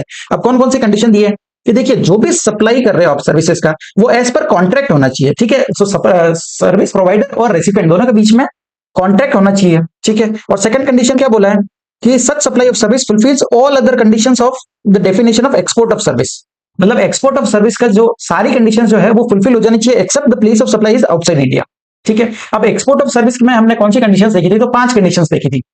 आप कोई भी सर्विसेज एक्सपोर्ट कर रहे हो, ठीक है, तो सप्लायर जो है वो इंडिया का होना चाहिए, रेसिपिएंट जो है वो आउटसाइड इंडिया होना चाहिए, place of supply outside India होना चाहिए, पेमेंट जो है वो रिसीव हो जाना चाहिए इन कन्वर्टेबल फॉरेन एक्सचेंज या फिर in Indian rupees wherever permitted by RBI, और लास्ट कंडीशन क्या था कि सप्लायर और recipient are not merely establishment of distinct person, ठीक है। तो ये 5 कंडीशंस अगर फुलफिल होती है तो मान लिया जाएगा। लेकिन इसमें एक कंडीशन कौन सा बोला कि place of supply outside India होना चाहिए, ये कंडीशन को छोड़ करके बाकी की 4 कंडीशन अगर फुलफिल हो जाती है तो उस केस में location of recipient will be the place of supply, ठीक है। अब नेक्स्ट केस क्या बोला है, कोई भी सर्विसेज है supply of maintenance repair and overall services, MRO service जिसको बोलते हैं, ठीक है। सो एमआरओ सर्विसेज दी गई है किसी एयरक्राफ्ट के रिगार्डिंग या फिर एयरक्राफ्ट इंजन हो गया या कोई एयरक्राफ्ट का कंपोनेंट के रिगार्डिंग आपने एमआरओ सर्विसेज दी है, उस केस में भी प्लेस ऑफ सप्लाई क्या होगा, location of the recipient of service, ठीक है। और अगर एमआरओ सर्विसेज दी गई है किसी शिप या वेसल के रिगार्डिंग, ठीक है, शिप और वेसल के लिए एमआरओ सर्विसेज दी गई है तो उस केस में भी प्लेस ऑफ सप्लाई होगा location of the recipient of service, ठीक है। तीनों ही केसेस में जो है रेसिपिएंट का जो लोकेशन है वही प्लेस ऑफ सप्लाई मान लिया जाएगा। कौन कौन सी कंडीशंस है, सबसे पहला बोला था R&D सर्विस दिया है रिलेटेड टू फार्मास्यूटिकल सेक्टर, ठीक है। उसके अंदर 2 कंडीशन दी गई थी, अगर आपका जो है एज पर सप्लाई जो हो रहा है वो एज पर कॉन्ट्रैक्ट होना चाहिए और दूसरा एक्सपोर्ट की सारी कंडीशंस फुलफिल होनी चाहिए एक्सेप्ट प्लेस ऑफ सप्लाई की कंडीशन को छोड़कर, ठीक है। और दूसरा हमने क्या देखा, कोई भी एमआरओ सर्विस दी है रिलेटेड टू एयरक्राफ्ट या एयरक्राफ्ट इंजन हो गया या एयरक्राफ्ट के कंपोनेंट्स हो गए तो उस केस में भी location of recipient will be the place of supply. और थर्ड हमने देखा एमआरओ सर्विसेज जो प्रोवाइड की है वो किसी वेसल के रिगार्डिंग दी गई है तो उस केस में भी location of recipient will be the place of supply, ठीक है। So I hope section 13 subsection 13 आपको क्लियर हो गया होगा। अब यहाँ पर हमारे प्लेस ऑफ सप्लाई के सारे सेक्शन जो है कंप्लीट होते हैं। यहाँ पर एक अमेंडमेंट दिया गया सेक्शन नंबर 14A, ठीक है। ये अमेंडमेंट क्या बोलता है, special provisions for taxability of supply of online money gaming by a person located outside the taxable territory to a person in India, ठीक है। सो कोई भी ऑनलाइन मनी गेमिंग का सर्विसेज दिया जा रहा है जहां पर जो है supplier outside the taxable territory है लेकिन रेसिपिएंट जो है वो इंडिया में है, उस केस में क्या बोला है कि जो भी पर्सन सर्विसेज प्रोवाइड कर रहा है उसको टैक्स पे करना पड़ेगा इंडिया में इवन दो वो लोकेटेड है आउटसाइड इंडिया में, ठीक है। सो उसको आईजीएसटी पे करना पड़ेगा और उसको इंडिया के अंदर जो है सिंगल रजिस्ट्रेशन उसको लेना पड़ेगा, ठीक है। अगर वो पर्सन जो है इंडिया में नहीं है उसका फिजिकल प्रेजेंस इंडिया में नहीं है, तो उसको एक रिप्रेजेंटेटिव यहाँ पर जो है इंडिया में रखना पड़ेगा, और वो रिप्रेजेंटेटिव जो है उस सप्लायर के बिहाफ पे यहाँ पर रजिस्ट्रेशन लेगा और आईजीएसटी जो है टैक्स का पेमेंट करेगा, ठीक है। लेकिन अगर उसका ना ही उसका कोई फिजिकल प्रेजेंस है, the supplier does not have any physical presence और does not have a representative, physical presence भी नहीं है और रिप्रेजेंटेटिव भी नहीं है, उन दोनों ही केसेस में जो है उसको एक पर्सन को अपॉइंट करना पड़ेगा इंडिया के अंदर, ठीक है। इवन दो वो आउटसाइड लोकेटेड है, लेकिन उसको इंडिया के अंदर एक पर्सन अपॉइंट करना पड़ेगा जो यहां पर रजिस्ट्रेशन लेगा और उसके बिहाफ पे जो है टैक्स पेमेंट करेगा। अगर वो इन प्रोविजंस को कंप्लाई नहीं करता है, ठीक है, in case of failure to comply with the above provisions, अगर वो यहाँ पर कोई भी पर्सन को अपॉइंट नहीं करता, तो उस केस में जो है उसका सर्विसेज को ब्लॉक कर दिया जाएगा, ठीक है। Services are liable to be block for access by the public, ठीक है। तो उसकी सर्विसेज को इंडिया के अंदर ब्लॉक कर दिया जाएगा। तो आई होप ये सेक्शन आपको समझा होगा, सेक्शन 14 सबसेक्शन ए, ठीक है, 14 ए। अब आगे बढ़ते हैं, कुछ क्लैरिफिकेशन की है प्लेस ऑफ सप्लाई के रिगार्डिंग, देखते हैं वन बाय वन। अब सर्कुलर नंबर 103 जो बात करता है place of supply in respect of various cargo handling services provided by ports to client, ठीक है। तो जो पोर्ट अथॉरिटी होता है वो काफी सारी सर्विसेज देता है अपने क्लाइंट को, ठीक है। कौन कौन सी सर्विसेज होगी, कोई भी कार्गो हैंडलिंग की सर्विस है, या फिर arrival of wagons at port हो गया, ठीक है, जो भी कंटेनर्स आते हैं उनको अनलोड करवाना, ये सारी सर्विसेज जो है पोर्ट अथॉरिटी देती है अपने क्लाइंट्स को, ठीक है। तो ये जो भी सर्विसेज दी जाती है, यहां पर पहले एक डाउट था कि क्या वो सर्विसेज इमूवेबल प्रॉपर्टी के रिगार्डिंग है, ठीक है। सो इस चीज को क्लैरिफाई किया कि ये सर्विसेज इमूवेबल प्रॉपर्टी के रिलेटेड नहीं है, ठीक है। और इसका प्लेस ऑफ सप्लाई है वो इमूवेबल प्रॉपर्टी के हिसाब से नहीं डिटरमिन होगा। इसका प्लेस ऑफ सप्लाई जो जनरल प्रोविजंस है अपना सेक्शन 12 सबसेक्शन 2 या फिर सेक्शन 13 सबसेक्शन 2, इसके हिसाब से जो है प्लेस ऑफ सप्लाई डिटरमाइन किया जाएगा, ठीक है। अब नेक्स्ट सर्कुलर क्या बोला है, सर्कुलर नंबर 118 ये बात करता है place of supply in case of software and design services related to electronic semiconductors and design manufacturing industry, ठीक है, ईएसडीएम इंडस्ट्री। ये क्या बोला है, एक एग्जांपल के थ्रू समझते हैं। कोई भी एक फॉरेनर है, ठीक है, दुबई में बैठा हुआ है, उसने मुझे कॉन्ट्रैक्ट दिया कि चेतन आप मेरे लिए एक सॉफ्टवेयर डिजाइन कीजिए, ठीक है। उनकी जो जो भी रिक्वायरमेंट थी उसने मुझे बताई और बोला कि हमारे को ऐसा सॉफ्टवेयर आप बना करके दीजिए। मैंने उसको सर्विस दी, ये एक तरह का एक्सपोर्ट ऑफ सर्विस है, ठीक है। मैंने उसको सॉफ्टवेयर बना करके दे दिया। अब उसने क्या किया, मुझे कुछ सेमीकंडक्टर्स भेजा इंडिया में और बोला कि आप इन सेमीकंडक्टर्स पे अपना जो सॉफ्टवेयर है जो आपने बनाया है उसको टेस्ट करके देखिए कि ये प्रॉपर्ली वर्क कर रहा है कि नहीं कर रहा है, ठीक है। सो टेस्टिंग के लिए जो है वो सेमीकंडक्टर्स इंडिया में लाया गया, ठीक है। तो ये क्या है, एक तरह की एंसिलरी सप्लाई है। अब इंडिया में जो कंडक्टर लाए गए हैं उस पर कोई सर्विस नहीं दी जा रही है, ठीक है, वो सिर्फ और सिर्फ टेस्टिंग पर्पज से इंडिया में आए हैं। तो उस केस में प्लेस ऑफ सप्लाई क्या होगा, जो जनरल प्रोविजन है सेक्शन 13 सबसेक्शन 2 जनरल प्रोविजंस के हिसाब से ही उसका लोकेशन जो है डिसाइड किया जाएगा, ठीक है।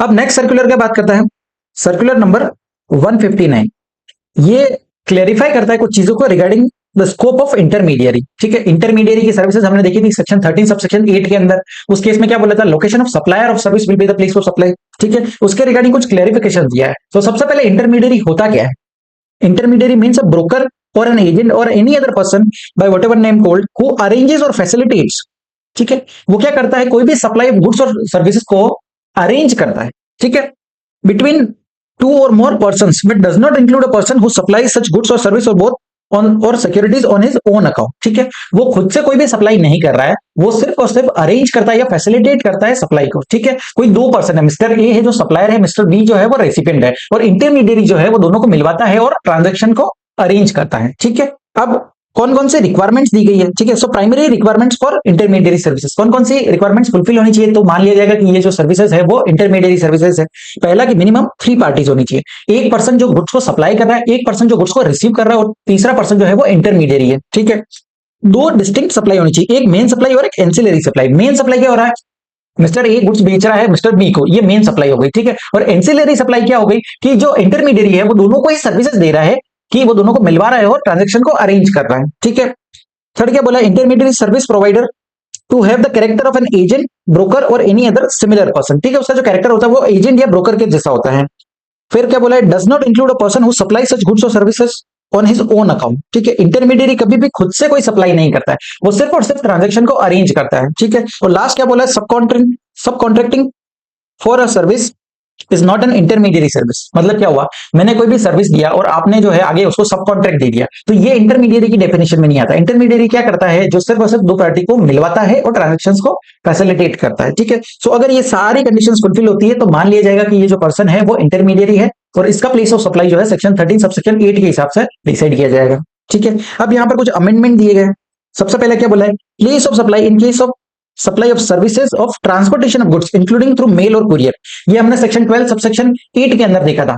ट्रांसपोर्टेशन ऑफ गुड्स का, ठीक है। लेकिन सेक्शन 13 के अंदर जो वो सेक्शन था, सेक्शन 13 सबसेक्शन 9, उसको ओमिट कर दिया गया, ठीक है। ये हम ऑलरेडी पढ़ चुके हैं। आगे बढ़ते हैं। अब क्या बोला, place of supply in case of supply of services in respect of advertising sector, ठीक है। एडवर्टाइजिंग सेक्टर के रिगार्डिंग जो है कुछ क्लैरिफिकेशंस दिए गए। कौन कौन से हैं? सबसे पहला दिया है इश्यू नंबर 1, क्या बोलता है कि अगर कोई भी है सप्लाई होता है, ठीक है, एडवर्टाइजमेंट सर्विस दिया है जिसमें आपने जो होर्डिंग्स होते हैं या स्ट्रक्चर्स जो होते हैं, ठीक है, उस पर आप एडवर्टाइजमेंट करवा रहे हो, ठीक है। और जो वेंडर है, जो होर्डिंग का मालिक है, वो आपको क्या कर रहा है, कोई स्पेस दे रहा है होर्डिंग पे कि आप अपना इतने स्पेस में जो है अपना एडवर्टाइजमेंट लगा दीजिए, या फिर राइट टू यूज दे रहा है, ठीक है, कि आप जो है right to use the space of hoarding or structure, ठीक है। इस तरह की कोई सर्विसेज दे रहा है। अब वेंडर क्या कर रहा है, उसका होर्डिंग है, उसने आपको बोला कि आप इतना मुझे पैसा दीजिए और आप मेरे होर्डिंग पे जो है अपना एडवर्टाइजमेंट लगा सकते हो, तो यहां पर वो स्पेस को सेल कर रहा है। इस केस में प्लेस ऑफ सप्लाई क्या होगा, तो यहां पर क्लैरिफिकेशन दिया है कि जो स्ट्रक्चर होता है या होर्डिंग्स होते हैं, ये एक तरह के इमोबल प्रॉपर्टी के नेचर के होता है, ठीक है, वो अर्थ में फिक्स्ड होता है। तो इस केस में जो इसका प्लेस ऑफ सप्लाई है, जो इमोबल प्रॉपर्टी का हम लोग देखते हैं पीओएस, उसके हिसाब से ही डील होगा। और प्लेस ऑफ सप्लाई का सेक्शन कौन सा है, सेक्शन नंबर 13 सबसेक्शन 3, जो बोलता है कि इमोबल प्रॉपर्टी अगर कोई भी है तो उस केस में प्लेस ऑफ सप्लाई क्या होगा, जहां पर वो इमोबल प्रॉपर्टी लोकेटेड है, ठीक है। सो होर्डिंग के केस में पीओएस क्या होगा, location where such hoarding or structure is located, ठीक है। ये कौन सा केस था, जहां पर आप स्पेस को सेल कर रहे हो या right to use the space of hoarding or structure दे रहे हो, ठीक है। अब इश्यू नंबर 2 क्या बोल रहा है, ये बात करता है कि कोई भी कंपनी है जिसने किसी वेंडर को बोला है कि मुझे जो है इतने स्पेसिफिक लोकेशंस पे एडवर्टाइजमेंट चाहिए, ठीक है। मान लीजिए एक कोई कंपनी है ए लिमिटेड जो मुंबई में है, उसने किसी वेंडर को बोला कि मुझे एक होर्डिंग चाहिए अंधेरी में, एक होर्डिंग चाहिए बांद्रा में, एक होर्डिंग चाहिए बोरीवली में, ठीक है। उसने अपने स्पेसिफिक लोकेशंस बता दिए, ठीक है, स्पेसिफिक लोकेशन बता दिए कि मुझे इतनी जगह पर जो है मेरे होर्डिंग्स होने चाहिए। अब चाहे वो होर्डिंग उस वेंडर का हो सकता है, या चाहे वो कहीं से रेंट पे ला करके दे, वो उसका प्रॉब्लम है। कंपनी ने क्या किया, सीधा उस वेंडर को बोल दिया कि मुझे इतनी लोकेशंस पे जो है मेरा होर्डिंग होना चाहिए। अब वो वेंडर जो है वो एक तरह का क्या है, एडवर्टाइजिंग सर्विस दे रहा है, ठीक है। सो क्लैरिफिकेशन क्या बोला कि इस केस में प्लेस ऑफ सप्लाई कैसे डिसाइड होगा, कि वो जो वेंडर है वो क्या कर रहा है, एक तरह का एडवर्टाइजमेंट सर्विस दे रहा है। अब होर्डिंग चाहे उसका खुद का हो या चाहे वो कहीं से रेंट पर ला करके दे, कंपनी को उससे कोई लेना देना नहीं। कंपनी का क्या है, सिंपल, मैंने आपको बोला है कि मुझे होर्डिंग चाहिए और इतनी जगह पे चाहिए, ठीक है। तो यहां पर जो है वेंडर एक तरह का एडवर्टाइजमेंट सर्विसेज दे रहा है। और इस केस में जो है प्लेस ऑफ सप्लाई कैसे डिटरमाइन होगा, जो जनरल प्रोविजन है, ठीक है, place of supply shall be determined as per section 12 subsection 2, जो जनरल प्रोविजंस है उसके हिसाब से जो है इसका प्लेस ऑफ सप्लाई डिटरमाइन होगा, ठीक है। सो अभी तक हमने क्या देखा, दो केसेस देखे। पहला बात करता है अगर आपने कोई सेल ऑफ स्पेस दिया है या फिर right to use the board or hoardings को स्पेस दिया है, ठीक है, उस केस में प्लेस ऑफ सप्लाई क्या होगा, जहां पर वो इमोबल प्रॉपर्टी, जहां पर वो होर्डिंग लोकेटेड है, वही उसका पीओएस बन जाएगा। लेकिन सेकंड इशू क्या बोलता है, अगर एडवर्टाइजमेंट सर्विस जो है, आपने किसी वेंडर जो है एडवर्टाइजमेंट सर्विस दे रहा है, ठीक है, उस केस में जो है place of supply general provision के हिसाब से डिटरमाइन किया जाएगा, ठीक है। इस चैप्टर के अंदर जो है हमने 7 सेक्शन देखे। सेक्शन नंबर 7 डील करता है inter state supply, section number 8 deal करता है intra state supply, section number 9 बोलता है supplies at territorial waters, section 10 और 11 दोनों गुड्स के लिए था। 10 जो है वो गुड्स वेयर सप्लायर और रेसिपिएंट दोनों ही इंडिया में है। सेक्शन 11 क्या था, supply of goods where in case of import or export, ठीक है। उसके बाद 12 और 13 दोनों ही इंपॉर्टेंट सेक्शन थे, दोनों सर्विसेज से डील करते हैं। सेक्शन 12 डील करता है जहां पर सप्लायर और रेसिपिएंट दोनों ही इंडिया में है, और सेक्शन 13 बात करता है जहां पर सप्लायर या फिर रेसिपिएंट दोनों में से कोई भी एक जो है वो आउटसाइड इंडिया है, उस केस में प्लेस ऑफ सप्लाई सेक्शन 13 के हिसाब से डिटरमाइन होगा। हमने इस चैप्टर को बड़े ही डिटेल में और बड़े अच्छे से समझा है। आई होप ये वीडियो आपके लिए हेल्पफुल रहा होगा। सो आज के लिए इतना ही। Thank you so much.